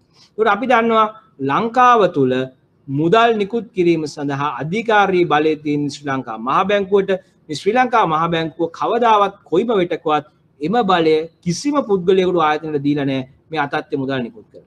එහෙනම් යම් කිසි තැනක ඔබට ආවොත් කෙනෙක් අතත්්‍ය මුදල් නිකුත් කරනවා ඒව ගන්න කියලා මතක තියාගන්න. ඒවට මහා බැංකුවේ හෝ රජයේ හෝ මූල්‍ය නියාමකයෙකුගේ අධිකාරියෙකුගේ සම්බන්ධයක් නැහැ. දැන් මේ අතත්්‍ය මුදල් ගැන අපි විශාල වශයෙන් කතා කරනවා. දැන් අපි කතා කරනවා ඉස්සරහට මේ අතත්්‍ය මුදල් තමයි අනාගතය කියලා. මේකේ තියෙන බරපතල තත්ත්වය අවදානම් ගැන අපි තවත් කතා කරොත් අප්‍රකාශිත අතත්්‍ය මුදල් භාවිතය තුළ පාරිභෝගිකයාගේ ආරක්ෂාවට තර්ජනයක් ඇති වේ හැකියි. දැන් ඔබ දන්නවා ඔබ අපි හිතමු ගනුදෙනුවක් කරනවා වෙබ්සයිට් එකකට ගිහිල්ලා ක්‍රෙඩිට් කාඩ් පත භාවිතා කරලා. දැන් ඔබ ක්‍රෙඩිට් කාඩ් පත භාවිතා කරලා ගෙවීමක් කරලා යම්කිසි භාණ්ඩයක් ඉල්ලා හිටියම ඒ භාණ්ඩයට ගෙවීම සිද්ධ වෙනවා. ඒක බැංකුවක් කරා සිද්ධ වෙන්නේ.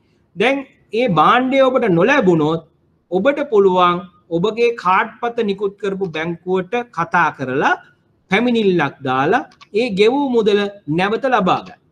මොකද මේ සඳහා බෙලෙන්දාගේ බැංකුවක් තියෙනවා, කාඩ්පත් හිමියා හැටියට ඔබට බැංකුවක් තියෙනවා. ඒ කාඩ්පත් සම්බන්ධ අන්තර්ජාතික කාඩ්පත් මධ්‍යස්ථානයක් තියෙනවා. ඉතින් මේවා මේ නියාමනයට යටත් වෙනවා මේ ගනුදෙනු. නමුත් අපි හිතමු ඔබ අතත්්‍ය මුදල් භාවිතා කළා. සරලව කිව්ව උදාහරණ ලෙස බිට්කොයින් භාවිතා කළා යම් භාණ්ඩයක් ගන්න හදනවා. බිට්කොයින් වලින් ගෙවනවා. දැන් මේ භාණ්ඩය ඔබට ලැබෙන්නේ නැහැ. සල්ලි ගෙවුවා භාණ්ඩෙ එන්නේ. දැන් කාටද කියන්නේ? කියන්න කෙනෙක් නැහැ. ඔන්න පාරිභෝගිකයාගේ ආරක්ෂාවට මේ වයින් ගනුදෙනු කිරීම තුළ තර්ජනයක් ඇති වෙනවා. රටේ ආර්ථිකයට හා මූල්‍ය තත්ත්වයට තර්ජනයක් ඇති වෙන්න පුළුවන්. ඇයි? දැන් මේක හරහා මුදල් විශුද්ධිකරණය, ත්‍රස්තවාදයට මුදල් සැපීම, වංචාවල් මේ ඕන දෙයක් කරන්න පුළුවන්. අතත්්‍ය මුදල් භාවිතය හරහා කිසිම නියාමකයෙකුට මේව අහුවෙන්නේ නැහැ. එහෙමනම් එය රටේ ආර්ථිකයට තර්ජනයක්. නීති රීති උල්ලංඝනය කරන්න පුළුවන්. ඒවා අහුවෙන්නේ නැහැ. රයිට්. ඊළඟට මේකෙන් වෙන බලපෑම භාණ්ඩ හා සේවාවල මිල සඳහා මිල මට්ටම් සඳහා වෙන බලපෑම මූල්‍ය අධිකාරියට පාලනය කරන්න බෑ. මොකද මේවා ගනුදෙනු කිසිම එකක් නියමනය වෙන්නේ නැහැ. ඊළඟට මේ මුදල් විශුද්ධිකරණයේ ත්‍රස්තවාදී මුදල් සැප වැනි අවදානම් අපිට ඇති වෙනවා. මේ තමයි අතත්්‍ය මුදල් වල තියෙන තර්ජන, තියෙන ප්‍රශ්න. රයිට්. එතකොට දැන් ඔබට මට පේනවා මේ අපි කතා කරා අතත්්‍ය මුදල් වල වාසි සහ අවාසි සහ අවදානම්. මේ ගැන ඔබට හොඳ අවබෝධයක් ලැබෙන්න ඇති කියලා හිතනවා. ප්‍රශ්න තියෙනවා නම් ඔබට අහන්න පුළුවන්. දැන් මෙතනින් එහාට ගියාම ඔබට මම කිව්වා දැන් මේ කෙසේ වන්නේ වී නමුත් අවසානයේදී මේ අතත්්‍ය මුදල් භාවිතය අපිට සම්පූර්ණයෙන් නතර කරන්න බෑ. මේක තමයි ෆියුචර් එක. රයිට්. ඒකට අනාගතයේ මේ පරිගණක පද්ධති භාවිතා කරලා ඩිජිටල් මනි භාවිතයට මිනිස්සු පෙළඹෙනවා. මේක අවබෝධ කරගෙන මහ බැංකුව විසින් කතා කරනවා අපිට බැරිද කියලා මේ ඩිජිටල් මනි නිකුත් කරන්න මහ බැංකුවක හෝ මූල්‍ය අධිකාරියක පාලනයට යටත්ව. දැන් මේවට අපි කියනවා සංඛ්‍යාංක ආඥාපති මුදල්, ඩිජිටල් ෆියට් මනි. ඒකට මහ බැංකුවක් හෝ මූල්‍ය අධිකාරියක් මගින් නිකුත් කරන රජයේ නියාමනයන් සහ නීති මගින් ස්ථාපනය කරනු ලබන සංඛ්‍යාංක මුදල් වලට නැත්නම් ඩිජිටල් මනි වලට අපි කියනවා ඩිජිටල් ෆියට් මනි, සංඛ්‍යාංක ආඥාපති මුදල්. මේ සංඛ්‍යාංක මුදල් නිකුත් කරන එකට එය නිකුත් කරන මුදල් මූල්‍ය අධිකාරිය මහා බැංකුව වගකිය. එය මූල්‍ය අධිකාරිය මහා බැංකුවේ නියාමනයට යටත් වෙනවා.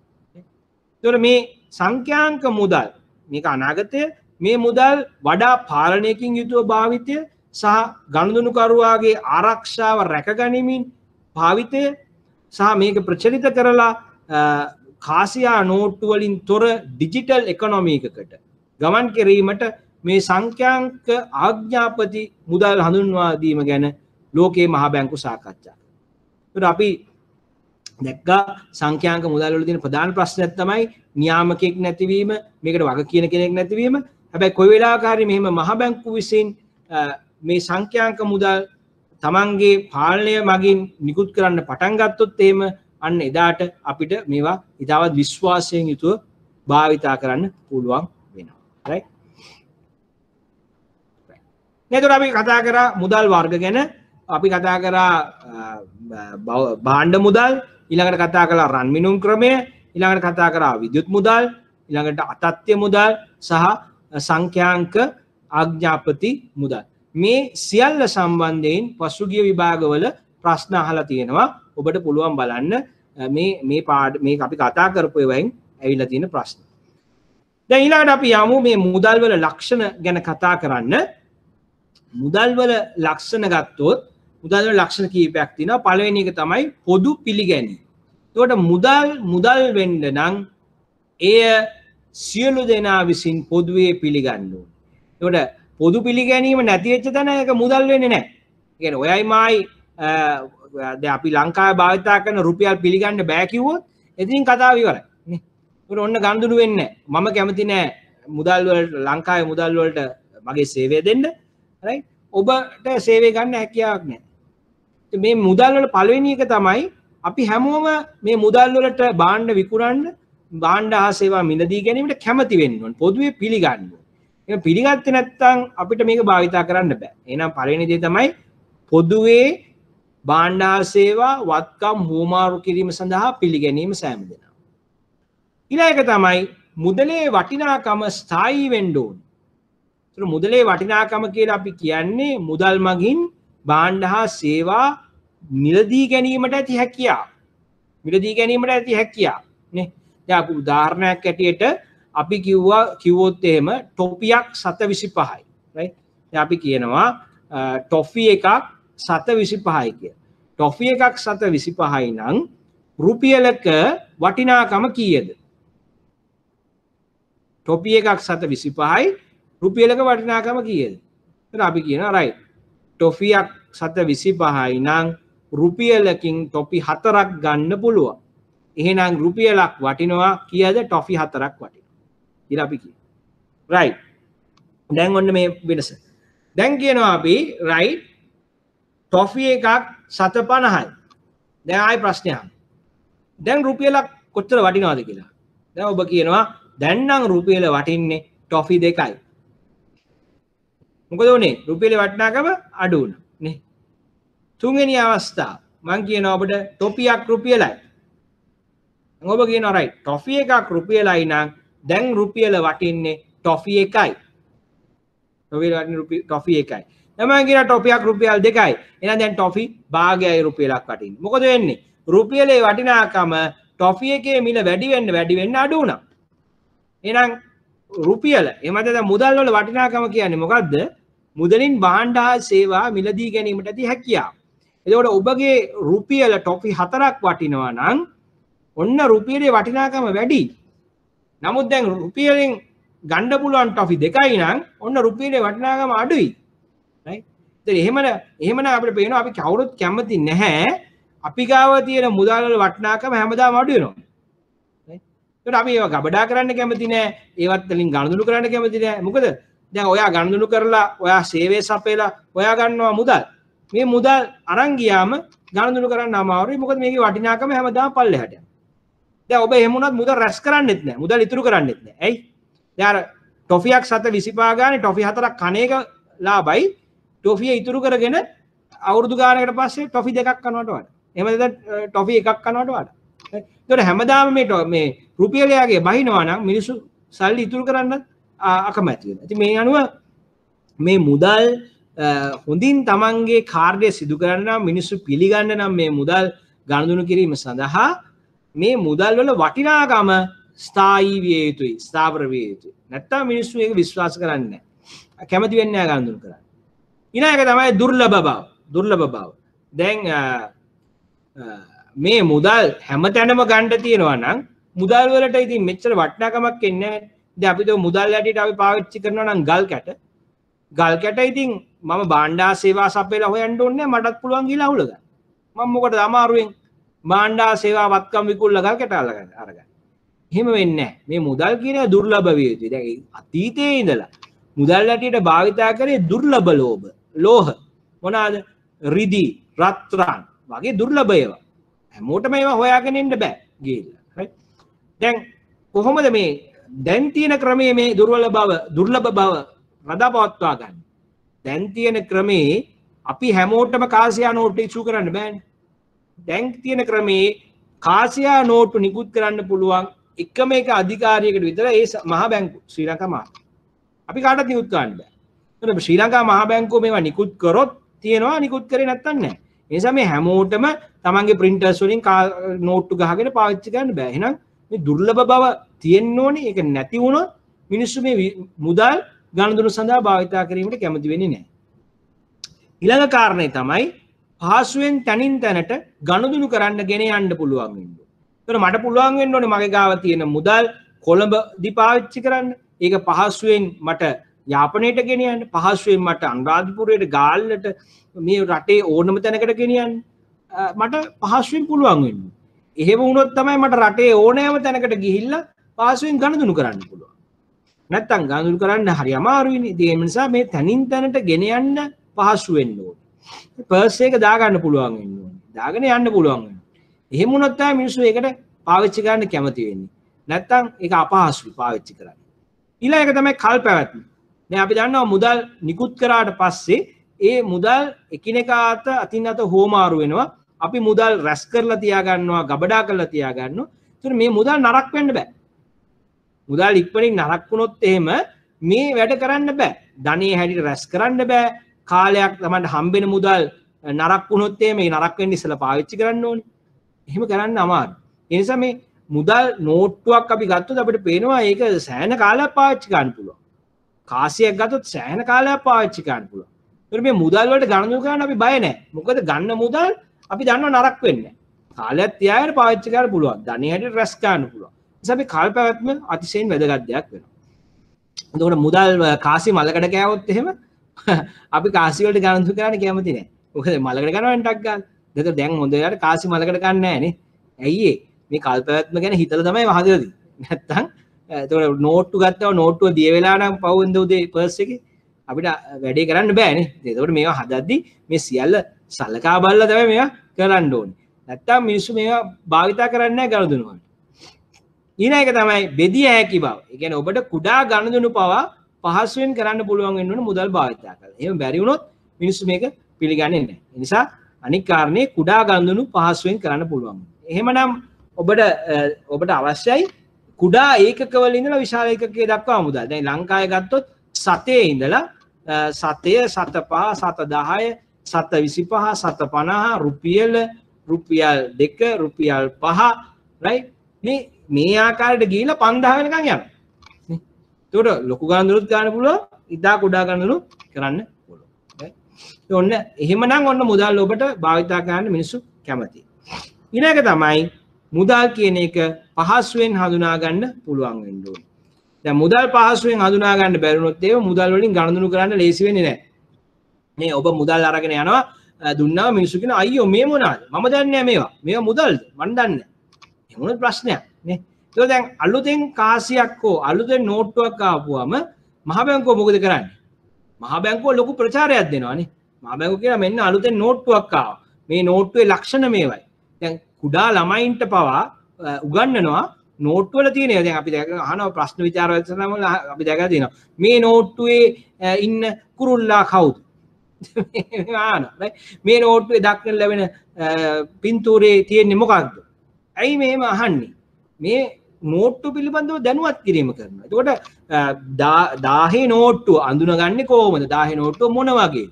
මේක මිනිස්සු දැනගන්න ඕනේ. 5000 නෝට්ටුව මොන වගේද? right? එතකොට රුපියල් 5 කාසිය මොන වගේද? මේක දැනගත්තම තමයි පහසුවෙන් ගණන් කරන්න පුළුවන්. දැන් අපි හිතමු අලුතෙන්ම නෝට්ටුවක් දාලා ඔබ මේ නෝට්ටුව අරන් ගිහිල්ලා කවුරු හරි අපි හිතමු දුර පළාතක පෙට්‍රල් ගහලා දුන්නොත් මේ නෝට්ටුව දිහා බලලා කිව්වොත් ඒක මේක නම් ලංකාවේ මුදලක් නෙවෙයි මොකද්ද මේ කොහෙන් ආපුවද අපිට එපා මේක කියලා. ඔන්න ඔබට ප්‍රශ්නයක් ඇති. එනිසා මේ නෝට්ටුවක් නිකුත් කරොත් ලංකාව පුරා ඒ පිළිබඳව ප්‍රචාරය කරන්න ඕනේ. ඒක අපි දකිනවා එහෙම නම් පත්තරේ ඇඩ්වර්ටයිස්මන්ට් එකක් යනවා, ටීවී එකේ රේඩියෝ එකේ ගැන කතා වෙනවා, බැංකුව වල ඒ අලුත් මුදල් නෝට්ටුව පිළිබඳව පෝස්ටර් අලවනවා. මේ අර ඇයි මෙහෙම කරන්නේ? මිනිස්සුන්ට පහසුවෙන් හඳුන ගන්න. හඳුනගත්තොත් තමයි මිනිස්සු බය නැතුව එකකින් ගණන් කරන්නේ. එහෙම නැත්තම් මිනිස්සු මේ බයයි කරන්නේ නැහැ. සමහරක් විට ඔබට ගුටි කණ්ඩක් සිද්ධ වෙයි. මෙන්න ඔර නෝට්ටුවක් කරන් ඇවිල්ලා කියන්නේ. ඉතින් ඒ නිසා නෝට්ටු නිකුත් කරපුවම මන්ට කාසි නිකුත් කරා මුදල් කියන දේ හැමෝටම පහසුවෙන් හඳුන ගන්න පුළුවන් වෙන්න ඕනේ. එහෙම පුළුවන් වුණා තමයි හැමෝම පහසුවෙන් ගණනුණු සිද්ධ කරන්නේ. නැත්නම් ඔන්න ගණනුණු කරන්න අපහසු වෙනවා. එහෙනම් ඔන්න අපි හොයාගත්ත මුදල් යමක් මුදල් හැටියට භාවිතා කරන්න නම් ඒකේ තිබිය යුතු ලක්ෂණ. ඒකට පොදු පිළිගැනීම, වටිනාකමේ ස්ථායීතාවය, ත්‍යාගය හැම වෙලාවෙම අඩු වෙන්න බෑ, දුර්ලභ බව, තනින් තැනට ගෙන යන්න පුළුවන් වීම, කල්පැවැත්ම, බෙදිය හැකි බව, පහසුවෙන් හඳුනාගත හැකි බව. ඉතින් මේ කරුණු තිබුණොත් තමයි අපිට සාර්ථකව මුදල් කියලා දෙයක් වෙළඳපොලේ නිකුත් කරන්න පුළුවන් වෙන්නේ. right. දැන් ඔන්න අපි මුදල් සම්බන්ධයෙන් තියෙන මූලික දැනුම ඉතිහාසයේ කොහොමද මේ විවිධ මුදල් වර්ග මේවා ගැන අපි ඔන්න හදාarලා ඉවරයි. දැන් අපි යනවා විභාගයේදී නැවත නැවතත් ප්‍රශ්න කරපු ඒ වගේම ප්‍රශ්න කළ යුතු concept එකක් ගැන කතා කරන්න.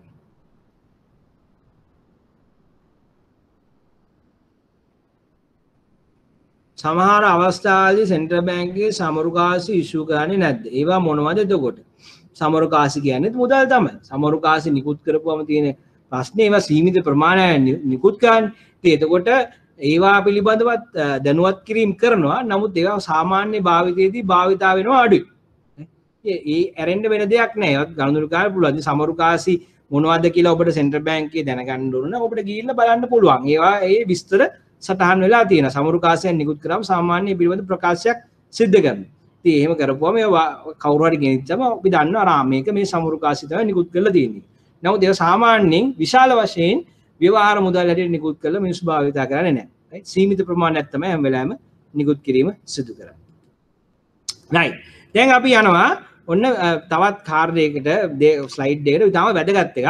මොකද මුදල් වල කාර්යයක්. දැන් මතක තියාගන්න අපි ඔබට කතා කරලා මේ කතා කරන්නේ ඔබට දැනුම ලබා ගත යුතු අංශ සහ විභාගයට විශේෂයෙන්ම අහන concepts පිළිබඳව හොඳ අධ්‍යයනයක් කළා තමයි අපි මේ සාකච්ඡාව කරන්නේ. දැන් සමහරක් වෙලාවට ඔබට මේ slides ටික බලලම මේක කරන්න බෑ. මේ සාකච්ඡාව වැදගත් වෙනවා මේක තේරුම් ගන්න. දැන් අපිට කලින් කරපු slides ටිකෙන් ඔබ ගිහිල්ලා බැලුවොත් ප්‍රශ්න අහලා තිනවා යම් යම් තැන්වල ඔබට මං හිතනවා ලකුණු 5ක් ඕ ඊට වැඩි ප්‍රමාණයක් ඒ slides ටිකෙන් විතරක් ගන්න පුළුවන් කියලා. ඊළඟට මේ කතා කරන එක නිරන්තරයෙන්ම අහපු ප්‍රශ්නයක්. ඒ ප්‍රශ්නේ අහන්න හේතුවක් තියෙනවා. මේ ඔබ නොදන්නේ නම් ඔබට එතනින් එහාට මුදල් ගැන කතා කරන්න බෑ.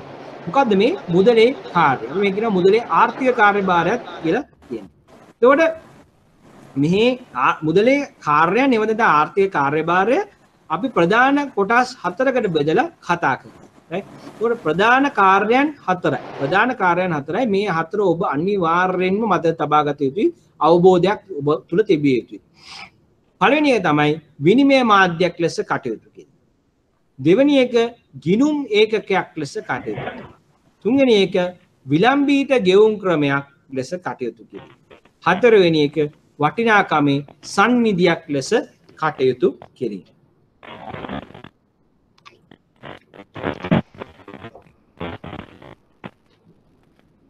right අපි දැන් බලමු මේ එකිනෙකට ගිහිල්ලා පළවෙනි එක තියෙන්නේ විනිමය මාධ්‍යයක් ලෙස කටයුතු කිරීම.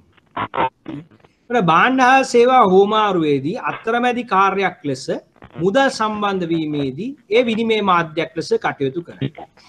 මේ මොකක් ගැනද කතා කරන්නේ? මුදල් පොදු හෝමාරු මාධ්‍ය වීම ගැන නේ. පුද්ගලයන් ප්‍රථමයෙන් තම භාණ්ඩ හෝ සේවා හෝ වත්කම් මුදල් වලට හෝමාරු කොට ඉන්පසු මුදල් වෙනත් භාණ්ඩයකට සේවාවකට හෝ වත්කම් වලට හෝමාරු කිරීම සිදු වේ. ඒ අනුව හෝමාරුව සම්පූර්ණ කරන මාධ්‍ය මුදල් වේ. මෙමගින් භාණ්ඩ හෝමාරුවේ තිබූ ද්විත්ව සමපාත නොවීම තුළ ඇති වූ අකාර්යක්ෂමතාවය ඉවත් කරනු ලැබේ. ඒකට මොකක්ද මේ කියන්නේ? right? මොකද්ද මේ කියන්නේ?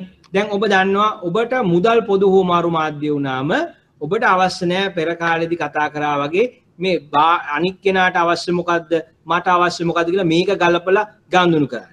මෙතනදී ඔබ සියලු දෙනාම මුදල් එක්ක තමයි ගනුදෙනු කරන්නේ. right? එතකොට අපි සරලව මෙතන ඇඳලා බලුවොත් ඔබට තියෙනවා අවශ්‍යතාවයක්. අපි තුමු ඔබ ගාව තියෙනවා මාළු, අපි ෆිෂ් කියලා දීමු. ඔබට තියෙනවා මාළු. මේ පැත්තේ පුද්ගලයෙක් ඉන්නවා මොහුට තියෙනවා ඇපල්. right? මේ දෙන්නාට මේක හෝමාරු කරන්න ඕනේ නැහැ. ඒකේ ගැටලුවක් නැහැ.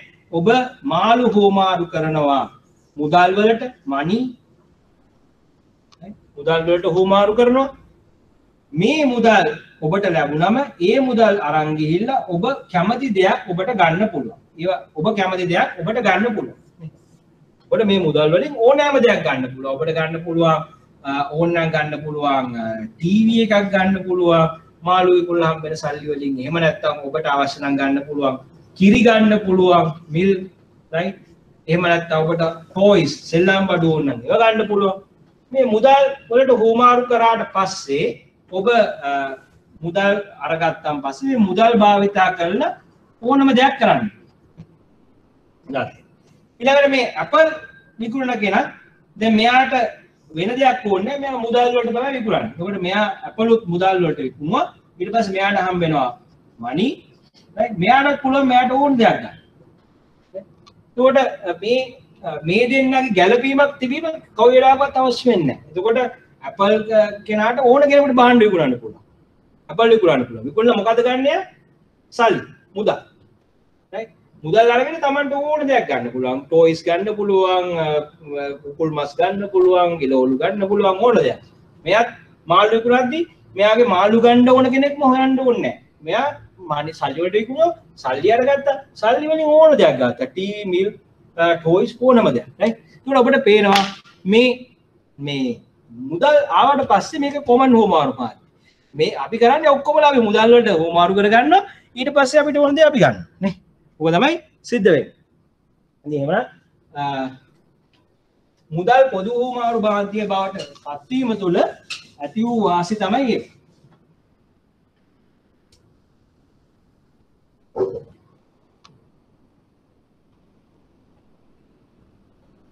මම ඔබගේ chat එකේ බලන්නේ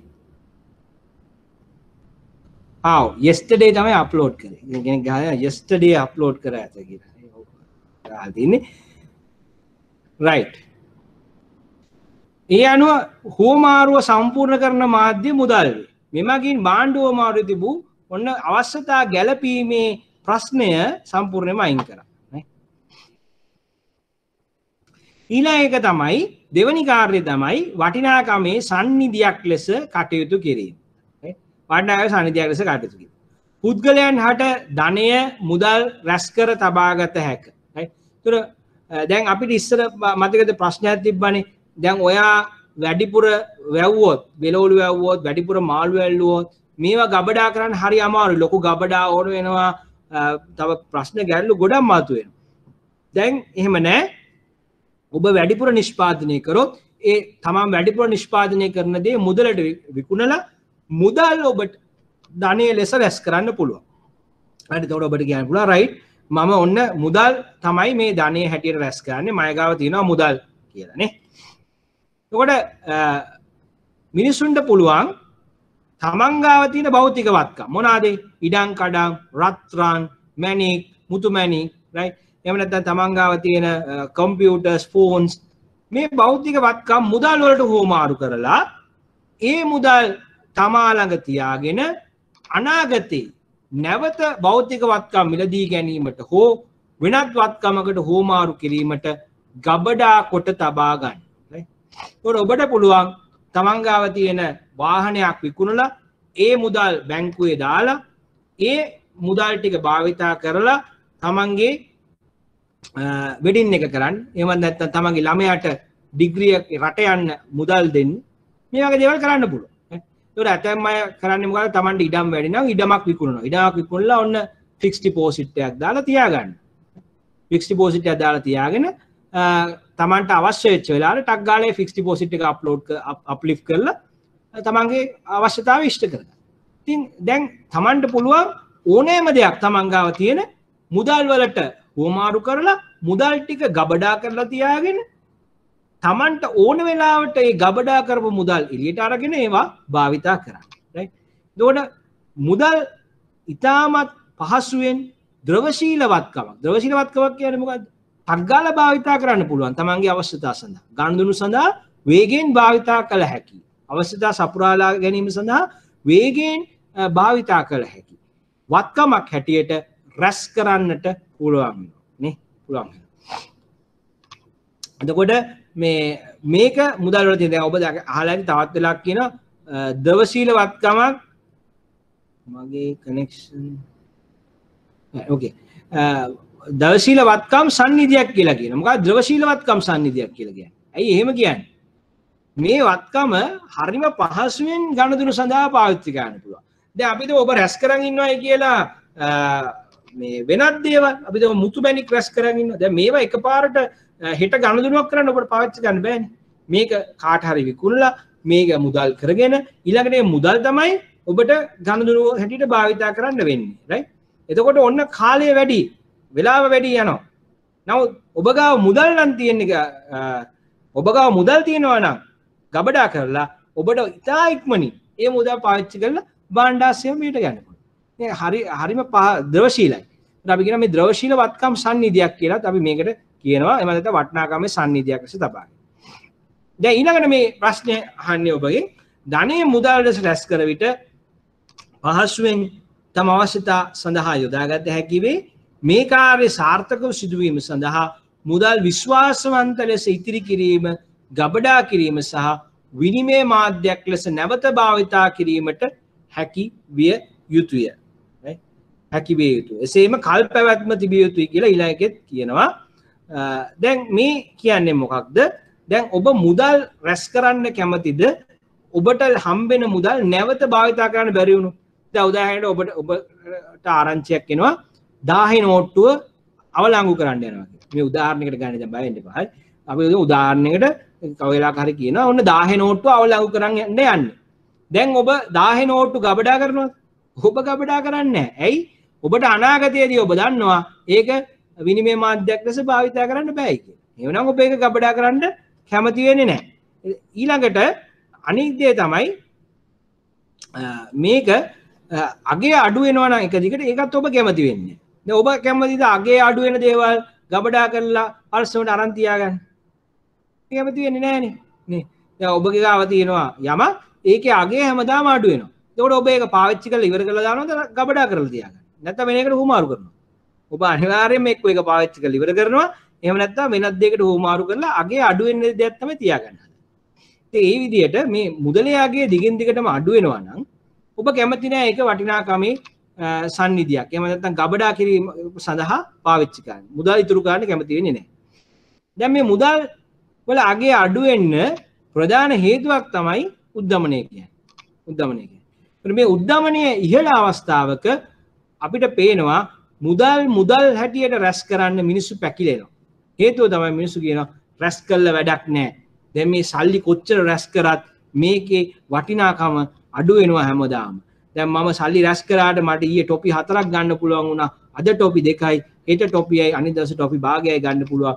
මේ රුපියල රැස් කරනට වඩා හොඳයි ටොෆි රැස් කරන. හරිනේ මම කියපේකනේ. මුදල් රැස් කරනට වඩා හොඳයි ටොෆි රැස් කරන. ඇයි? දැන් රුපියලට ටොෆි 4ක් ගන්න පුළුවන්. දැන් මේක අඩු වෙනවා හැමදාම. දැන් ඔබ බලන්නකො මෙහෙම දෙයක්. දැන් උදාහරණයක් ඇරෙට ඔබට ටොෆි 4ක් ගන්න පුළුවන් රුපියලට 1 රුපි රුපියලකට ගන්න පුළුවන්. එතකොට මේ ටොෆි 4 අරගෙන ඔබ ගබඩා කරනවා. මේ පළවෙනි අවස්ථාව. ඔබ ගබඩා කරනවා ස්ටෝක්.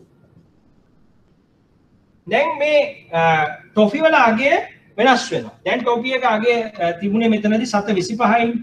7.25 කිව්ව රුපියලට ඔබ 4ක් ගත්තා. දැන් මේක 7.50 වුණොත් මොකද වෙන්නේ? ඔබට රුපියලට ගන්න පුළුවන් ටොෆි 2යි. මේක රුපියලක් වුණොත් දැන් කියන ගාන ටොෆි 1යි. දැන් මේ ඔබ මේ රුපියල ගබඩා කරොත් මොකද වෙන්නේ? මේ රුපියල ගබඩා කරගෙන ටොෆි ගන්න ගියාම මේ වෙලාවේ ටොෆි 2යි ගන්න පුළුවන්, මේ ටොෆි 1යි ගන්න පුළුවන්. අයි මේ මිල වැඩි වෙනවා. මිල වැඩි වෙනකොට ඔබේ තියෙන රුපියලට ගන්න පුළුවන් ටොෆි ගන්න අඩු වෙනවා. දැන් ඔබ ටොෆි රැස් කරා නම් මොකද වෙන්නේ? දැන් මේ ටොෆි එක ඔබ 7.25ට ගත්තා ටොෆි 4ක්. 7.50 වෙලාවේ වික්කොත් කීයක් හම්බ වෙනවද ඔබට? රුපියල් 2ක් හම්බ වෙනවා. රුපියල වෙච්ච වෙලාවට වික්කොත් කීයක් රුපියල් 4ක් හම්බ වෙනවා. එහෙනම් ඔබට රුපියල් රැස් කරනවට වඩා වාසියි ටොෆි රැස් කරන්න. දැන් ඔබට තේරෙනවා ගැටලුවනේ.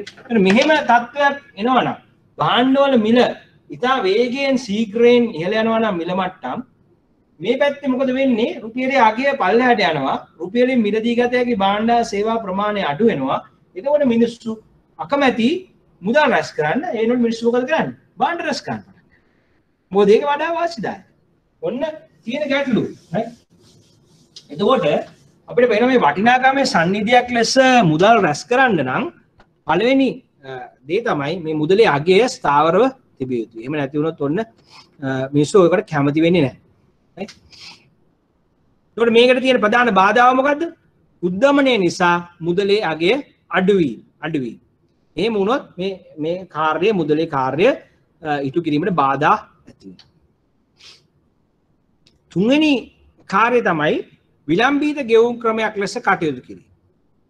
මේ මොකද්ද මේ කියන්නේ? අනාගතයේදී යම් දිනකදී ගෙවීම් සිදු කිරීමට ඇති කර ගන්නා බැඳීම් ඉටු කිරීම සඳහා මුදල් භාවිතා කළ හැකියි. අනාගතයේ යම් දිනකදී කිසියම් භෞතික වත්කමක් ලබා දීමට හෝ කිසියම් සේවාවක් ඉටු කිරීමට ගිවිස ගන්නවට වඩා මුදලින් ගෙවීමේ ගිවිසුමක් ඇති කර ගැනීමට ණය හිමියන් කැමැත්ත දක්වයි. මුදලින් ණය දීම, ණය ගැනීම යන කාර්යයන් දෙකම සිදු කළ හැකියි. ඊළඟට අපි කියනවා මේ කාර්යයටත් උද්ධමනය විසින් බාධා ඇති කරනවා. මොකද ණය මුදලින් දුන්නම උද්ධමනය සහ අවදමනය තුන ඒට බලපෑමක් ඇති වෙනවා කියලා. ඉතින් මොකද්ද මේ කියන්නේ? පළවෙනිටම හිතන්න මේ හරි සරලව හිතන්න. දැන් ඔබ ණය දෙන්න ගියොත් ඔබට භාණ්ඩ සේවා ක්‍රමයේදී ණය දීම ඉතා අපහසු කාර්යයක් වුණා. නේ? ණය දෙන්න ඔබට ණය දීමත් අපහසුයි, ණය ගෙවීමත් අපහසුයි. නේ? දැන් උදාහරණයක් මතෙන් අර ගෙවල් හදන්න ණය දෙන්න ගියොත් එහෙම එයාලා ණය දෙන්න ගියොත් අපිට සිද්ධ වෙන්නේ සිමෙන්ති කොට්ට, වැලි, ගඩොල් ණයට දෙන්න. වෙන ක්‍රමයක් නැහැ. මුදල් නැත්තම්. එතකොට ගෙවන්න වෙන්නේ කොහොමද? ආපහු සිමෙන්ති කොට්ට, වැලි, ගඩොල් ගෙවන්න ඕන. දැන් මේකේ හරිම කාර්යක්ෂම වැඩක් නේ, අමාරු වැඩක් නේ. ඒතකොට දැන් මේ මුදල් වලින් මොකද උනේ? මුදල් ණයට දෙන්න පුළුවන් වුණා, අපිට පුළුවන් වුණා ගිවිසුමක් ගන්න. මොකක්ද ගහන්නේ? ණය ගිවිසුම. ණය ගිවිසුමේ කියනවා අපි ලක්ෂ 15ක් ණයට දෙන්න. මේ ලක්ෂ 15 දුන්නා. දැන් මුදලින් ප්‍රකාශ කළා දෙන ගාන. ණය දීම මුදලින් ප්‍රකාශ කළා. මුදල් ලක්ෂ 15 දුන්නා. දැන් මේ ලක්ෂ 15 අරන් ගිහිල්ලා අර පුද්ගලයාට පුළුවන් ගඩොල් ගන්න, සිමෙන්ති ගන්න, වැලි ගන්න, මේ ඕන එකක් අරගෙන ගේ හදාගෙන යන්න. දැන් අපිට ඒක අදාළ නැහැ. අපේ ගිවිසුම මොකද්ද? ලක්ෂ 15ක් ණයට දුන්නා. මේ ලක්ෂ 15 ඔබ ගෙවිය යුතුයි මාසෙකට රුපියල් 25000 ගන්න. දැන් අපි කිව්වා. ඒතර අපි ගෙවන්නේ කොහොමද? ඒත් ගෙවන්නේ මුදලින් නේ. හරිම සරලයිනේ මේ ක්‍රමය. මුදල් වලින් ණයට දුන්නා, මුදලින් ගෙවන්න කිව්වා. ගිවිසුම ගැහුවා මොනවාද? මුදල් දීපු මුදල් ප්‍රමාණය සහ ගෙවිය යුතු මුදල් ප්‍රමාණය පිළිබඳ. ඒතර මේ ගිවිසුම ගහන්නත් හරිම ලේසි. දුන්න මුදල් ප්‍රමාණය තියෙනවා, ගෙවන්න ඕන වාරිකය ගැන කතා කරනවා. ඒතර මිනිස්සුන්ට ගන්න ණය දෙන්නත් ලේසි වෙනවා, ණය ගෙවන්නත් ලේසි වෙනවා. ඒතර දුන්න ණය මුදලේ අගය මුදලින් නිශ්චිතව ප්‍රකාශ වෙනවා. ගිවිසුම හදන්න පහසු වෙනවා. මෙන්න මේක තමයි තියෙන වැඩේ. එතකොට එහෙමනම් ඔබට පේනවා ණය දීම, ණය ගැනීමට හැකියාව ලැබිලා තියෙනවා ඊට පහසුවෙන් මේ මුදලේ විලම්බිත ගෙවුම් ක්‍රමයක් ලෙස කටයුතු කිරීමට ඇති හැකියාව තුල. right? ඒ වගේම ණය මුදල්, ණය ගිවිසුම් යන ආදී සකස් කිරීමට ඊට පහසු වෙනවා මේ කාර්යය තුල. දැන් ඔබ දැනගත යුතු දෙයක් තමයි ඒ වුණාට මේ කාර්යයටත් උද්දමනයෙන් බලපෑම ඇති වෙනවා. දැන් උද්දමනය වැඩි නම් අපි කියනවා ණය දෙන්නා පාඩු ලබනවා, ණය ගන්නා වාසි ලබනවා කියලා. කොහොමද එහෙම වෙන්නේ? මේ කාර්යයට බලපෑමක් වෙන දෙයක් තමයි මේ උද්දමනය. කොහොමද එහෙම වෙන්නේ? දැන් අපි මෙහෙම හිතන්නකෝ ඔබ ණයක් ගන්න. ඔබ රුපියලක් ණය ගන්න. රුපීස් 1 රුපියලක් ණය ගන්න. අපි අර අපේ ටොෆි උදාහරණෙම ගමු.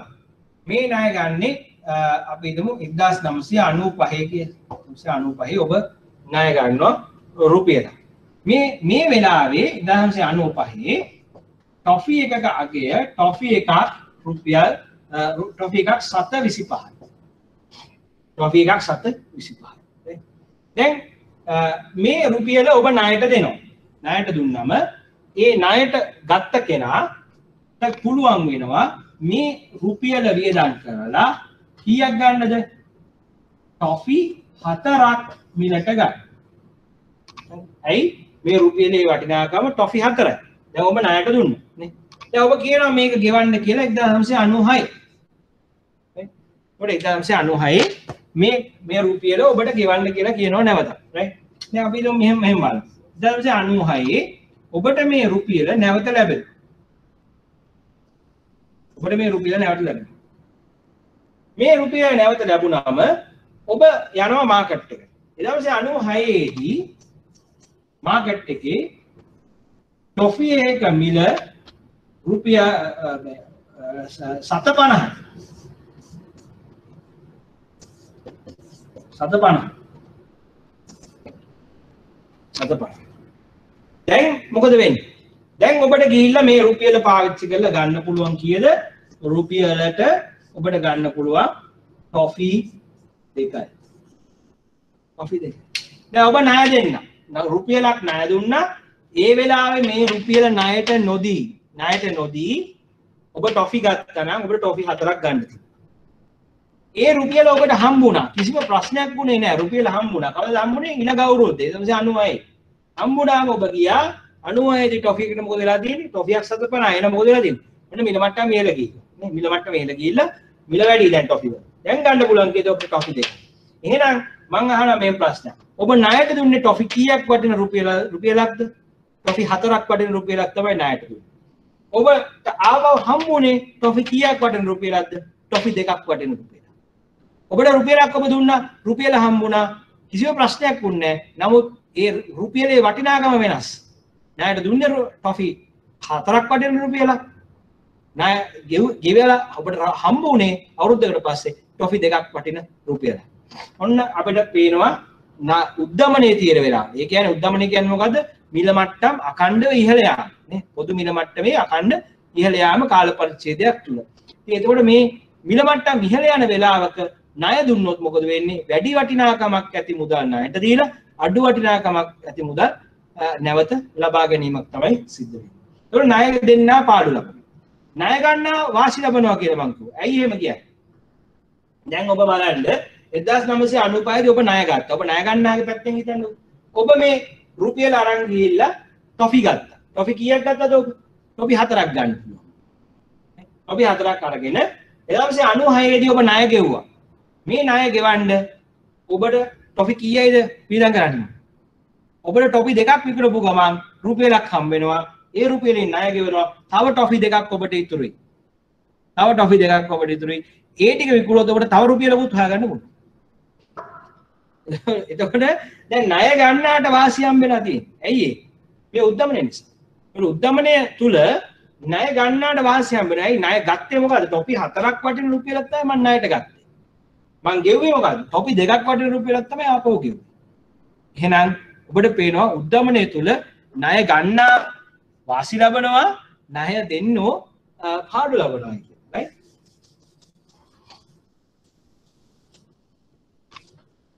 එතකොට මේ මුදලේ විලම්බීත ගෙවුම් ක්‍රමයක් ලෙස කරන කාර්යය සාර්ථකව සිද්ධ කරන්න නම් මේ උද්දමනය පාලනය වෙලා තියෙන්න ඕනේ. එහෙම නැත්නම් මිනිස්සු මුදලින් ණය දීමට මැලි වෙනවා. මේ කාර්යය හරියට සිද්ධ වෙන්නේ නැහැ. right? ඊළඟ ගිණුම් ඒකකයක් ලෙස කටයුතු කිරීම.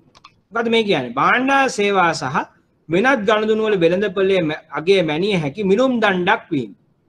භාණ්ඩ සේවා සහ වෙනත් වත්කම් වල අගය මුදලින් ප්‍රකාශ කළ හැකියි. ඒ තුල භාණ්ඩ සේවා සහ වත්කම් වල අගය එකිනෙක හා සංසන්දනය කිරීමට අවස්ථාවක් ලැබේ. මුදල් මිනුම් ප්‍රමිතියක් සහ වෙළඳ කටයුතු වල පොදු මුදල් වර්ගය වේ. එම නිසා මිල ප්‍රකාශ කිරීම සහ මිල කේවල් කිරීමට පදනමක්. එසේම ණය ගනුදෙනු වලදී සැකසෙන වාණිජ්‍ය ගිවිසුම් සැකසීමට මූලික අවස්ථාවක් වේ. මේ කාර්යක්ෂම ගිණුම් පද්ධතියක් සංවර්ධනය කිරීමට අත්‍යවශ්‍යයි.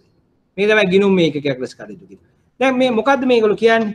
මේගොල්ලෝ කියනවා දැන් ඔබට ඕනෑම දෙයක වටිනාකම නිශ්චිතව කියන්න පුළුවන් මුදල් නිසා. දැන් උදාහරණයක් ඔබගෙන් අහනවා මම මේ වතුර බෝතලේ කොච්චර වටිනවද? ඔබ කියනවා මේක දිහා බලලා මේක රුපියල් 35ක් වටිනවා.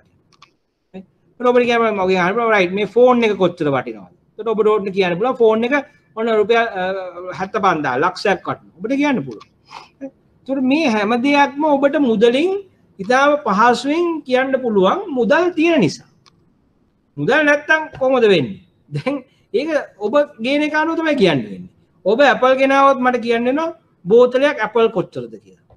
ඔබ ගෙනාවොත් වට්ටක්ක මට කියන්න බෝතලයක් වට්ටක්ක කොච්චරද. ඔබ ගෙනාවොත් මාළු මට කියන්න බෝතලයක් සාලියෝ කොච්චරක් වටිනවද? කුඹලාව කොච්චරක් වටිනවද? දැන් මේක ඉතාම අපහසු කාර්යයක්. ඒකට මේ මුදල් ආවට පස්සේ මේ කාර්යය ඉතා පහසු වුණා. ඔබට පුළුවන් නිශ්චිතව මේකට අගයක් දෙන්න. ඔබ කියනවා මේක රුපියල් 35යි. 35යි. නිශ්චිතයි හැමෝටම බලන්න පුළුවන්. මේකේ අගය ඔබට සංසන්දනය කරන්න පුළුවන්. රයිට් වෙනත් වතුර බෝතල් වල අගයයි මේ බෝතලේ මේ භාණ්ඩයේ අගයයි ඔබට සංසන්දනය කරන්න බලන්න පුළුවන්. හරිම පහසු. රයිට්. ඒතර මේ ගිණුම් ඒකකයක් ලෙස කටයුතු කිරීම තුළ ඔන්න අපිට නිශ්චිතව අගය ප්‍රකාශ කරන්න පුළුවන් වුණා. ඊළඟට අපිට කාර්යක්ෂම ගිණුම් ක්‍රමයක් සකස් කර ගැනීමට හැකියාව ලැබුණා. දැන් ඔබගේ වෙළඳාම් පිරිවැටුම් ඔබ කොහොමද සටහන් කරන්නේ? රුපියල් වලින්. ඔබ කියන රුපියල් ලක්ෂයක පිරිවැටුමක්. රුපියල් මිලියනයක පිරිවැටුමක්. වෙළඳාමක් සිදු වුණායි කියන්නේ. දැන් ඔබට මුදල් නොතිබ්බොත් කොහොමද මේක සටහන් කරගන්න වෙන්නේ? ඒක දැන් මේ බෝතල් ඔබ විකුණනවා බෝතලේ විකුණන ඇපල් වලට මාළු වලට බෝතලේ විකුණන හෝමාරු කරගන්නවා වට්ටක්ක වල. දැන් කොහොමද ඔබ ගිණුමත් යන්නේ? ඔබගේ පිරිවැටුම කොච්චරද? වට්ටක්ක මෙච්චරයි ඇපල් මෙච්චරයි කුඹලාව මෙච්චරයි සාලියෝ මෙච්චරයි කියලා තමයි ලියන්නේ. මෙහෙම ගිණුම හදන්න පුළුවන්. මෙහෙම හදන්න බෑ. ඒතර කාර්යක්ෂම ගිණුම් පද්ධතියක් සකස් කරන්නත් ඔබට මේ මුදලේ ගිණුම් ඒකකයක් ලෙස කටයුතු කිරීමේ කාර්යභාරය වැදගත් වෙනවා. ඊළඟ දේ තමයි ඔබට වාණිජ්‍ය ගිවිසුම්. වාණිජ්‍ය ගිවිසුම් පැහැදිලිව නිශ්චිතව වටිනාකම අගය ප්‍රකාශ කරමින් එළඹීමට හැකියාව ලැබෙනවා. එතකොට ඔබ කියනවා මේක රුපියල් ලක්ෂ 50ක ගිවිසුමකට අපි එළඹෙනවා. රුපියල් කෝටි 5ක ව්‍යාපෘතියකට අපි ගිවිසුමක් ගන්නවා. මේ ආදී වශයෙන් මේ ගිවිසුමක වටිනාකමත් නිශ්චිතව ප්‍රකාශ කරන්න ඔබට හැකියාව ලැබෙනවා මේ ගිණුම් ඒකකයක් ලෙස කටයුතු කිරීම තුළ. right. දැන් අපි කතා කරනවා මුදලේ ක්‍රය ශක්තිය කියන එක ගැන. මේ ඔබ ඉතා හොඳින් දැනගත යුතුයි. ඔබ දන්නවා මේ මුදලේ ක්‍රය ශක්තිය ගැන කතා කරද්දී ඔබ දැනගත concept එක තමයි උද්දමනය. උද්දමනය කියලා අපි කියන්නේ සාමාන්‍යයෙන් යම්කිසි කාල පරිච්ඡේදයක් තුළ පොදු මිල මට්ටමේ එහෙම නැත්නම් සාමාන්‍ය මිල මට්ටමේ අඛණ්ඩ ඉහළ යාම.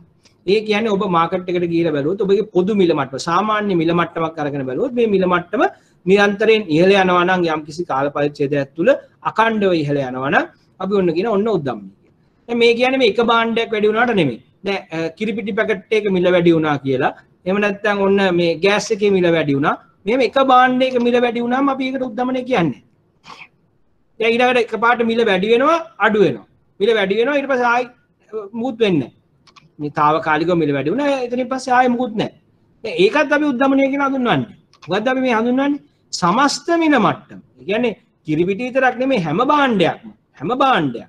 කිරිපිටි එතකොට ගත්තාම හාල්, පොල්, චීස්, බටර් මේ ආදී හැම භාණ්ඩ පළතුරු එළවලු මේ හැම භාණ්ඩයක්ම සාමාන්‍ය මිල මට්ටම ඉහළ යන්නේ. පොදු මිල මට්ටම ඉහළ යන්නේ. දෙවෙනි එක තමයි මේක අඛණ්ඩව ඉහළ යන්නේ. අද ඉහළ ගියා ඊට පස්සේ මුකුත් නැහැ. එහෙම නෙමෙයි. කාලය තුල නිරන්තරයෙන් ටික ඉහළ යනවා. ඒතකොට යම්කිසි කාල පරිච්ඡේදයක් අරගෙන අපි පොදු මිල මට්ටම සාමාන්‍ය මිල මට්ටම දිහා බලනකොට මේ පොදු මිල මට්ටම අඛණ්ඩව ඉහළ යනවා නම් අපි කියන ඔන්න උද්දමනය. දැන් උද්දමනය තුල මොකද වෙන්නේ? භාණ්ඩ හා සේවාවල මිල ඉහළ යනවා. ඒකනේ වෙන්නේ. පොදු මිල මට්ටම ඉහළ යනවා කියන්නේ භාණ්ඩ හා සේවාවල මිල ඉහළ යනවා. භාණ්ඩ හා සේවාවල මිල ඉහළ යනකොට මුදලට මොකද වෙන්නේ කියන එක තමයි අපි අහන්නේ. ඒතර මුදලේ ක්‍රය ශක්තිය කියලා අපි කියන්නේ ඒ මුදලේ වටිනාකම කියන්නේ මුදලකින් භාණ්ඩ හා සේවා මිලදී ගැනීමට ඇති හැකියාව. වෙන විදිහකට අපිට මුදල් වල වටිනාකම කියන්න බෑනේ. ඔයා කොහොමද මුදල් කොච්චර වටිනවද කියන්නේ? මුදල් කොච්චර වටිනවද? මං අහන ප්‍රශ්නයක්. කොහොමද ඔබතුමාලා කියන්නේ? මුදල් කොච්චර වටිනවද කියලා ලේසි නෑ කියන්නේ. අනික ඕන එකක් මුදලින් කියන්න පුළුවන්. බෝතලේ මේ බෝතලේ කොච්චර වටිනවද? රුපියල් 35යි. මැණිකක් කොච්චර වටිනවද? මේ මැණික කොච්චර වටිනවද කියලා රුපියල් කෝටියයි. කෝටි මෙච්චරයි. මේ පෑන කොච්චර වටිනවද? රුපියල් 25යි. අපිට කියන්න පුළුවන්. දැන් අපි අහනවා මම ඔයාගේ මුදල් කොච්චර වටිනවද? රුපියලක් කොච්චර වටිනවද? රුපියලක් කොච්චර වටිනවද කිව්වම ඔන්න ඔබට කියාගන්න බෑ. දැන් රුපියලක් කොච්චර වටිනවද කියන එක තීරණය වෙන්නේ රුපියලකින් ගත හැකි භාණ්ඩ ප්‍රමාණයට. ඒ කියන්නේ මුදල් කොච්චර වටිනවද කියලා තීරණය වෙන්නේ ඒ මුදලින් ගත හැකි භාණ්ඩ හා සේවා ප්‍රමාණය මත. රයිට්? එතකොට අපි බලමු මේ උද්දමනයේ තත්වය. දැන් අපි ගත්තොත් රුපියල. එතන තියෙන්නේ රුපියල්. රුපීස්. රුපීස්. රුපියලකට මෙතන තියෙනවා භාණ්ඩ හා සේවාවල මිල. ප්‍රයිස්. එතකොට කොයි හරි වෙලාවක මේ රුපියලක් තියෙද්දි භාණ්ඩ හා සේවාවල මිල 725යි නම් අපිට කොච්චර භාණ්ඩ ගන්න පුළුවන් වැලියු? කොච්චරද වැලියු එක? මෙන්න 7යි. වටිනාකම මේක අපි ටොෆි උදාහරණයක් ගමු. ටොෆියක් 725යි නම් රුපියලේ වැලියු එක කීයද? වටිනාකම ටොෆි 7යි. දැන් මේ රුපියල මෙහෙම තියෙනවා. මෙතන අගේ 750යි. දැන් කීයද? රුපියලේ වටිනාකම 2යි. ඊළඟට මේ රුපියල එහෙමම තියෙනවා. මෙතන වටිනාකම රුපියලක්.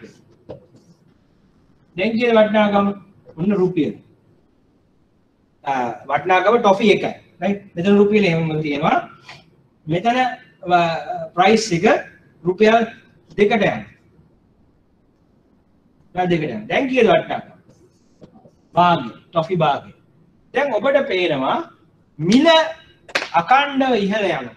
මිල අඛණ්ඩව ඉහළ යනකොට මොකද වෙන්නේ? මුදලේ වටිනාකම මිල ඉහළ කියන්නේ 725 750 රුපියල රුපියල් 2 මිල ඉහළ ගියා. මොකද උනේ වැලියු එකට? මුදලේ යගේට මොකද උනේ? ටොෆි 4 2 1 ටොෆි භාගය කියලා අඩු වෙනවා. අපිට වෙනවා මේ රුපියලට මොකද උන්නේ නැහැ නේ. රුපියල එහෙමයි. රුපියල 1 රුපී 1 රුපී කියලා එහෙමම තියෙනවා. මේක ස්ථාවර දෙති මොකද වෙන්නේ? මේ රුපියල ඔබේ අතේ එහෙමම තියෙනවා රුපියල. ප්‍රයිස් එක වැඩි වෙනවා. මේ ප්‍රයිස් එක අඛණ්ඩව වැඩි වෙනවා. ප්‍රයිස් එක අඛණ්ඩව වැඩි වෙනකොට පොදෙන්නේ වටිනාකම උදේ වටිනාකම වැඩි අඩු වෙනවා. උදේ වටිනාකම අඩු වෙනවා කියන්නේ මොකද්ද? මේ රුපියලෙන් මිලට ගන්න පුළුවන් භාණ්ඩ ප්‍රමාණය අඛණ්ඩව අඩු වෙනවා. මේ රුපියලෙන් මේ වෙලාවේදී ගන්න පුළුවන් ටොපි 4ක්. මේ රුපියලෙන් දෙවෙනි අවස්ථාවේදී ගන්න පුළුවන් ටොපි 2යි. තුන්වෙනි අවස්ථාවේදී ටොපි 1යි. හතරවෙනි අවස්ථාවේදී ටොපි භාගය. එහෙනම් මොකද උනේ? රුපියල එහෙමම තිබ්බා. නමුත් රුපියලේ අගය අඩු වුණා. රුපියල එහෙමම තිබ්බා. නමුත් රුපියලේ අගය අඩු වුණා. එහෙමනම් මම හිතනවා ඔබට පැහැදිලි ඇති කියලා concept එක. මුදලේ ක්‍රය ශක්තිය කියන්නේ එම මුදලින් මිලදී ගත හැකි භාණ්ඩ හා සේවා ප්‍රමාණය. එහෙනම් එය අඩු වීම කියලා කියන්නේ මුදලේ අගය අඩු වෙනවයි කියන එක. ඒතකොට මේක සිද්ධ වෙන්නේ මොකක් නිසාද? උද්දමනය නිසා. මේක වෙන්න ගත්තොත් මොකද වෙන්නේ? රටේ මුදල් පිළිබඳ විශ්වාසය මිනිස්සු තුලින් නැති වෙලා යනවා. මිනිස්සු බලනවා වැඩක් නැහැ මුදල් ඉතුරු කරලා, වැඩක් නැහැ මුදල් වලට මගේ භාණ්ඩ හා සේවා විකුණලා. මොකද මම මේ ගන්න මුදල් වල අගය අඩු වෙනවා. ඒ නිසා මේ මුදල් පාවිච්චියේ තේරුමක් නැහැ කියලා මිනිස්සු මුදල් පාවිච්චියට අධෛර්යමත් වෙනවා. ඊළඟට අපි ඉගෙන ගන්නවා ඔන්න තවත් එකක්. මොකක්ද? ඇඟ වුණු මුදල්. දැන් අපි මුදල් වල කාර්යයන් ඉගෙන ගත්තා. මුදල් වල කාර්යයන් 4ක් අපි කතා කරා. ඊළඟට අපි ඉගෙන ගත්තා මුදලේ ක්‍රය ශක්තිය ගැන. දැන් අපි කතා කරන්නේ ඇඟ වුණු මුදල් කියන එක. දැන් මේකත් ඔබ අත්‍යවශ්‍යයෙන් දැනගත යුතු දෙයක්. එතකොට අපි කියනවා මේ මුදල් ආකාර දෙකකට තියෙන්න පුළුවන්. කොහොමද තියෙන්න පුළුවන්? මුදල් ප්‍රමාණයක් තියෙන්න පුළුවන් ඔබේ සාක්කුවේනේ. එතකොට ඔබ දැන් පර්ස් එක ඇල්ල බැලුවොත් පර්ස් එකේ මුදල් තියෙනවා. රයිට්? එතකොට ඒවා අපි කාසි හා නෝට්ටු. දැන් මම අහනවා ඔබෙන් ප්‍රශ්නයක්. ඔයා ගාව තියෙන මුදල් කියන්නේ මේ පර්ස් එකේ තියෙන මුදල් විතරද? දැන් පර්ස් එකේ තියෙන මුදල් රයිට් හොඳයි. ඔබේ පර්ස් එක අරලා බලන්න. අපි හිතමු රුපියල් 1000ක් තියෙනවා කියලා. රයිට්. දැන් මම අහනවා ඔයාගේ ප්‍රශ්නය ඔයාගේ සම්පූර්ණ ඔයා ගාව තියෙන මුදල් රුපියල් 1000යි. ඔබ කියනවා නෑ සර් මම මේ රුපියල් 1000ක් පර්ස් එකේ තියන් හිටියට මට රුපියල් ලක්ෂයක් මගේ බැංකුවේ account එකේ තියෙනවා. මම කෝ ලක්ෂෙ account එකේ තියෙනවා. කෝ පෙන්නන්න බෑ. කොහොමද පෙන්න ඔයා කියන්නේ? මම මේ වාර්තාවක් මට දෙන්න පුළුවන්. මොකද්ද මගේ පාස්පෝර්ට් එක පෙන්නන්න පුළුවන්. නැත්නම් ATM එකට ගිහලා බැලන්ස් ඉන්ක්වයරියක් කරලා සර්ට පෙන්නන්න පුළුවන් මට තියෙනවා කියලා. දැන් මුදල් තියෙනවයි කියනවා. නමුත් අතේ කාසියා නෝට්ටු නැහැ. කොහොමද තියෙන්නේ? දත්තහා වාර්තා ලෙස පවතිනවා ඔයාගේ මුදල්. ඔයද බැංකුවේ වෙනත් මූල්‍ය ආයතනයක එහෙම නැත්නම් යම් කිසි තැනක තියෙන්න පුළුවන්. නමුත් ඔබට පෙන්වන්න පුළුවන් මොකද්ද? ඒ පිළිබඳ වාර්තාවක් හෝ තමයි පෙන්වන්න. ඒතර මේ දැනගන්න ඕන දේ තමයි මුදල් තියෙන්න පුළුවන් තැන් දෙකක් තියෙනවා. එකක් තමයි ඔබ ගාව කාසියා නෝට්ටු හැටියට තියෙන්න පුළුවන් භෞතික මුදල්.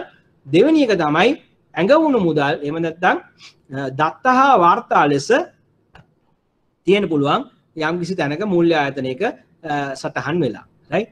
එතකොට මේකට අපි කියනවා ඇඟ වුණු මුදල් කියලා. එතකොට ඇඟ වුණු මුදල් වල ලක්ෂණය තමයි ඇඟ වුණු මුදල් මුදලේ ඇතම් කාර්යයන් ඇතම් පුද්ගලයන් සමග සිදු කරනවා.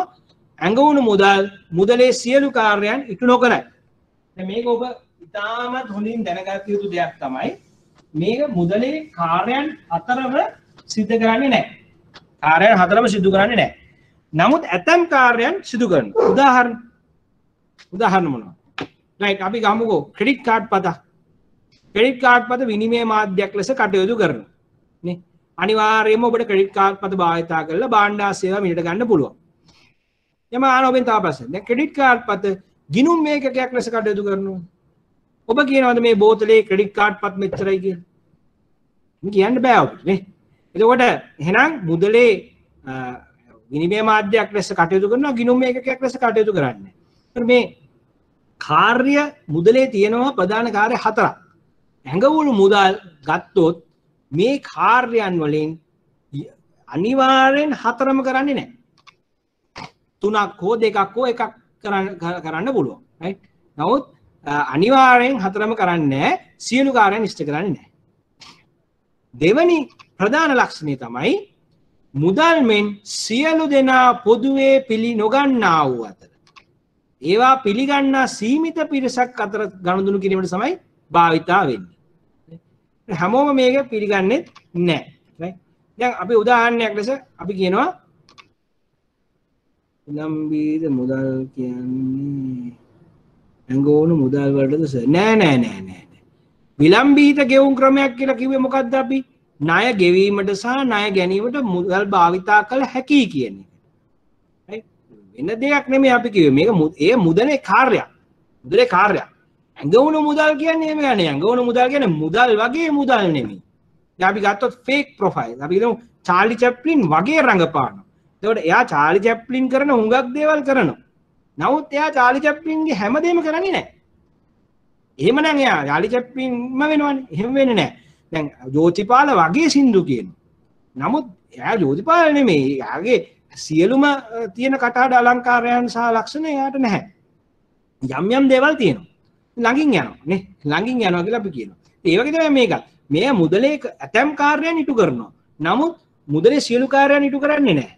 මෙය මුදල් ලෙස භාවිතා කරන්න පුළුවන්. නමුත් හැමෝම මුදල් ඇටියට පිළිගන්නේ නැහැ. දැන් හොඳම උදාහරණය ඔබ ක්‍රෙඩිට් කාඩ් පතක් අරන් යනවා. එහෙම නැත්නම් ඔබගේ ඩෙබිට් කාඩ් පත අරන් යනවා.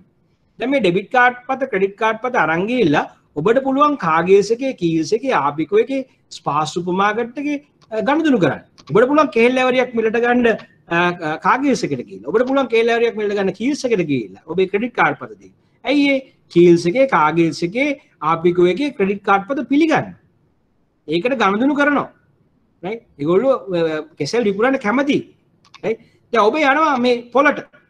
දැන් උදාහරණයක් ඔබ මේ බැංකින් ඉන්ස්ටිටියුට් එකේ නාරහැම්පිට ළඟ තියෙන නාරහැම්පිට පොලට යනවා. පොලට ගිහින් ඔබ ඉල්ලනවා ක්‍රෙඩිට් කාඩ් පතින මට දෙන්න මේ කේල්ලවරිය.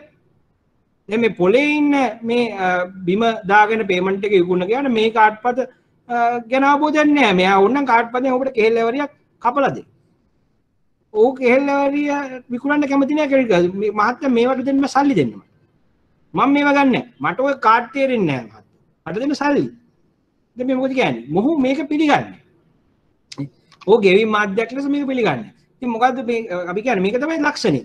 යම් පිළිගන්නා වූ පිරිසක් අතර ඔබට ගනුදෙනු කළ හැකි.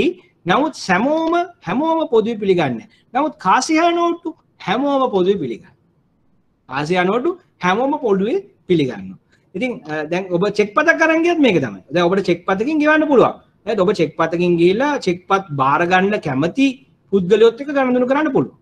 නමුත් ඔබට සමහරක් විට චෙක් පත් බාර ගන්න අකමැති කෙනෙක් ගාවට ගියොත් ඔහු කියනවා බෑ ගනුදෙනු කරන්න බෑ. කොටිම ඔබට දැන් ෆුඩ් සිටි එකට ගිහිල්ලා ඔය කාගේස් එකට ගිහිල්ලා කීස් එකට ගිහිල්ලා චෙක් පතක් දීලා බාන්න ගන්න බෑනේ. ඔබට ගන්න බෑ. right? ඒ ඇයි ඒ ඕනේ පිළිගන්න. right? ඒකට හැබැයි පිළිගන්න කෙනෙක් ඒක කරන්න පුළුවන්. ඒකට ඇඟවුණු මුදල් වල දෙවෙනි ලක්ෂණය තමයි සියලු දෙනා පොදුවේ පිළිගන්නේ නැහැ. ඒකට මතක තියාගන්න මේ කාර්යය මේක විභාගයට අහලා දිනවා යම් යම් විදියකට ඇඟවුණු මුදලේ සියලු කාර්යයන් කරන්නේ ඇතැම් කාර්යයන් සිදු කරනවා. ඇඟවුණු මුදල් සියලු දෙනා පොදුවේ පිළිගන්නේ නැහැ. නමුත් ඒවා පිළිගන්නා වූ සීමිත පිරිසක් අතර ගනුදෙනු කරන්න භාවිතා කරන්න පුළුවන්. මේවා ගිණුම් සටහන් හෝ විද්‍යුත් දත්ත මගින් වශයෙන් තමයි පවතින්නේ. කාසි හා නෝට්ටු ලෙස පවතින්නේ නැහැ. ඊට පස්සේ මම ඔබෙන් අහනවා ඊටාම ඉන්ටරෙස්ටිං ප්‍රශ්නයක්. මොකක්ද අහන ප්‍රශ්නේ? මම අහනවා ඔබගෙන් වර්තමානයේ අපි භාවිතා කරන මුදල් කාගේ වගකීමක්ද කියලා. කාගේද වගකීම මේක? ඒක වර්තමානයේ භාවිතා කරන මුදල් කාගේ හරි වගකීමක්ද? කාගේද වගකීම? ශ්‍රී ලංකා මහා බැංකුවේ. right? ඒකට මේ මුදල් අපි භාවිතා කරන කාසියා නෝට්ටු වලට වග කියන කෙනෙක් ඉන්නවා. ඒ වග කියන්නේ නිකුත් කරන ලද මූල්‍ය අධිකාරිය වන ශ්‍රී ලංකා මහා බැංකුව. ඒතකොට මේ කාසියා නෝට්ටු ශ්‍රී ලංකා මහා බැංකුවේ වගකීම. ඒතකොට ඒ වගේම මම කියන්නේ කාසියා නෝට්ටු කියන්නේ මූල්‍යවත්කම. කාසියා නෝට්ටු කියලා කියන්නේ මූල්‍යවත්කම. මේක අමතක කරන්න එපා. ඒතකොට මේ මූල්‍යවත්කමක් කියලා කිව්වම ඔබට ප්‍රශ්න දෙකයි. කාටද වත්කමක් වෙන්නේ? කාසියා නෝට්ටු අතේ තියෙන කෙනාට ඒක වත්කමක්.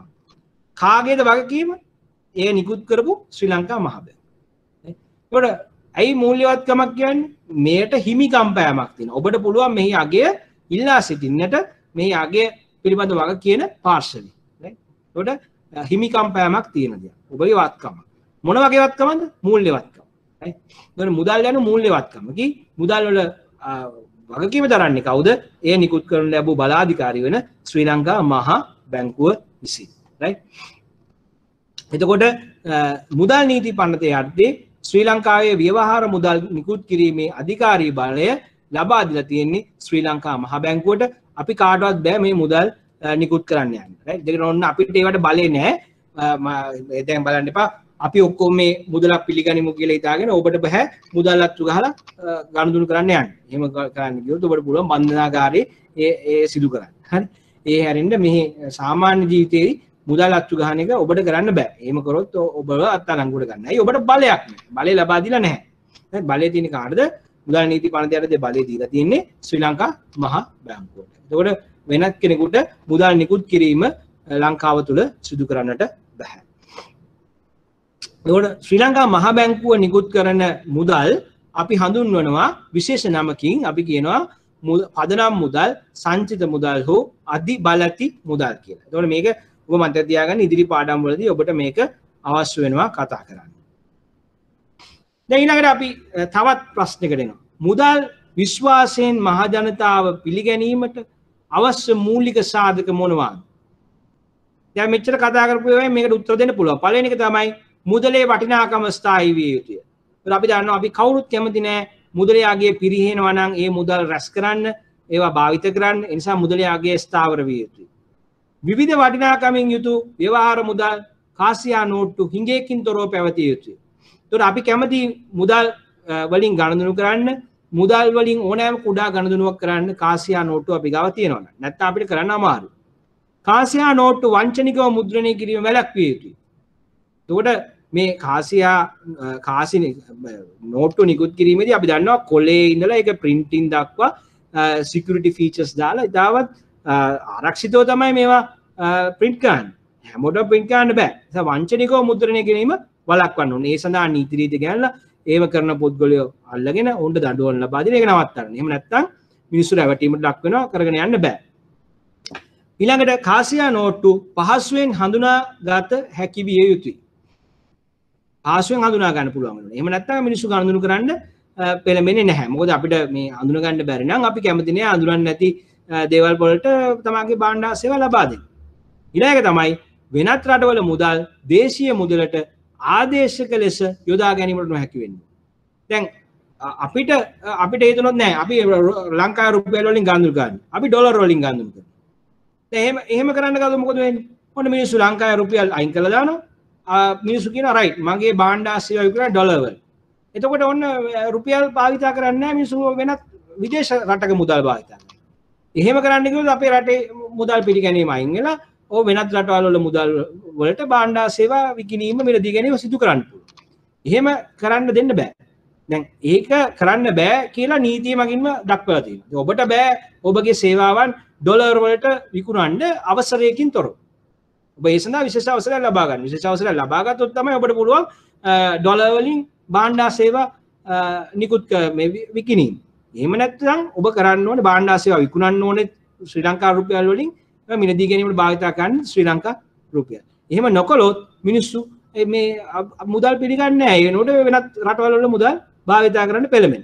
ඒ නිසා මහ ජනතාව මුදල් විශ්වාසයෙන් පිළිගැනීමට අවශ්‍ය මූලික සාධක යටතේ මේ කරුණු පහ අපිට දක්වන්න පුළුවන්. right. දැන් අපි යන්නේ අවසාන ස්ලයිඩ් එකට. එතකොට අපි මේ සාකච්ඡාව කරගෙන ගියා. මේ අනිවාර්යයෙන්ම ඔබගේ ප්‍රශ්න පත්‍රයේ ප්‍රශ්න කිහිපයකට උත්තර ලියන්න අවශ්‍ය වෙන පාඩමක්. ඒ නිසා මම හිතනවා ඔබට අවබෝධයක් ලැබෙන්නේ නැති කියලා. ඒ වගේම ඊළඟ පාඩම එන සතිය අපි කරන්න හිතන් ඉන්නේ මුදල් සැපයුම, මුදල් ඉල්ලුම සහ මූල්‍ය ප්‍රතිපත්තිය පිළිබඳව අපි ගමන් කිරීම තමයි ඊළඟ පාඩම් දෙකේදී කරන්නේ.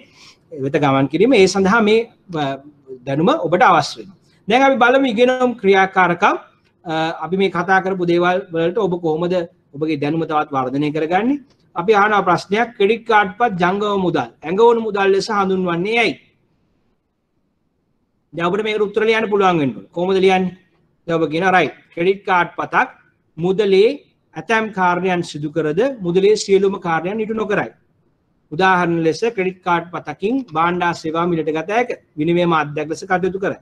නමුත් ක්‍රෙඩිට් කාඩ් පත් ගිණුම් ඒකකයක් ලෙස කටයුතු නොකරයි.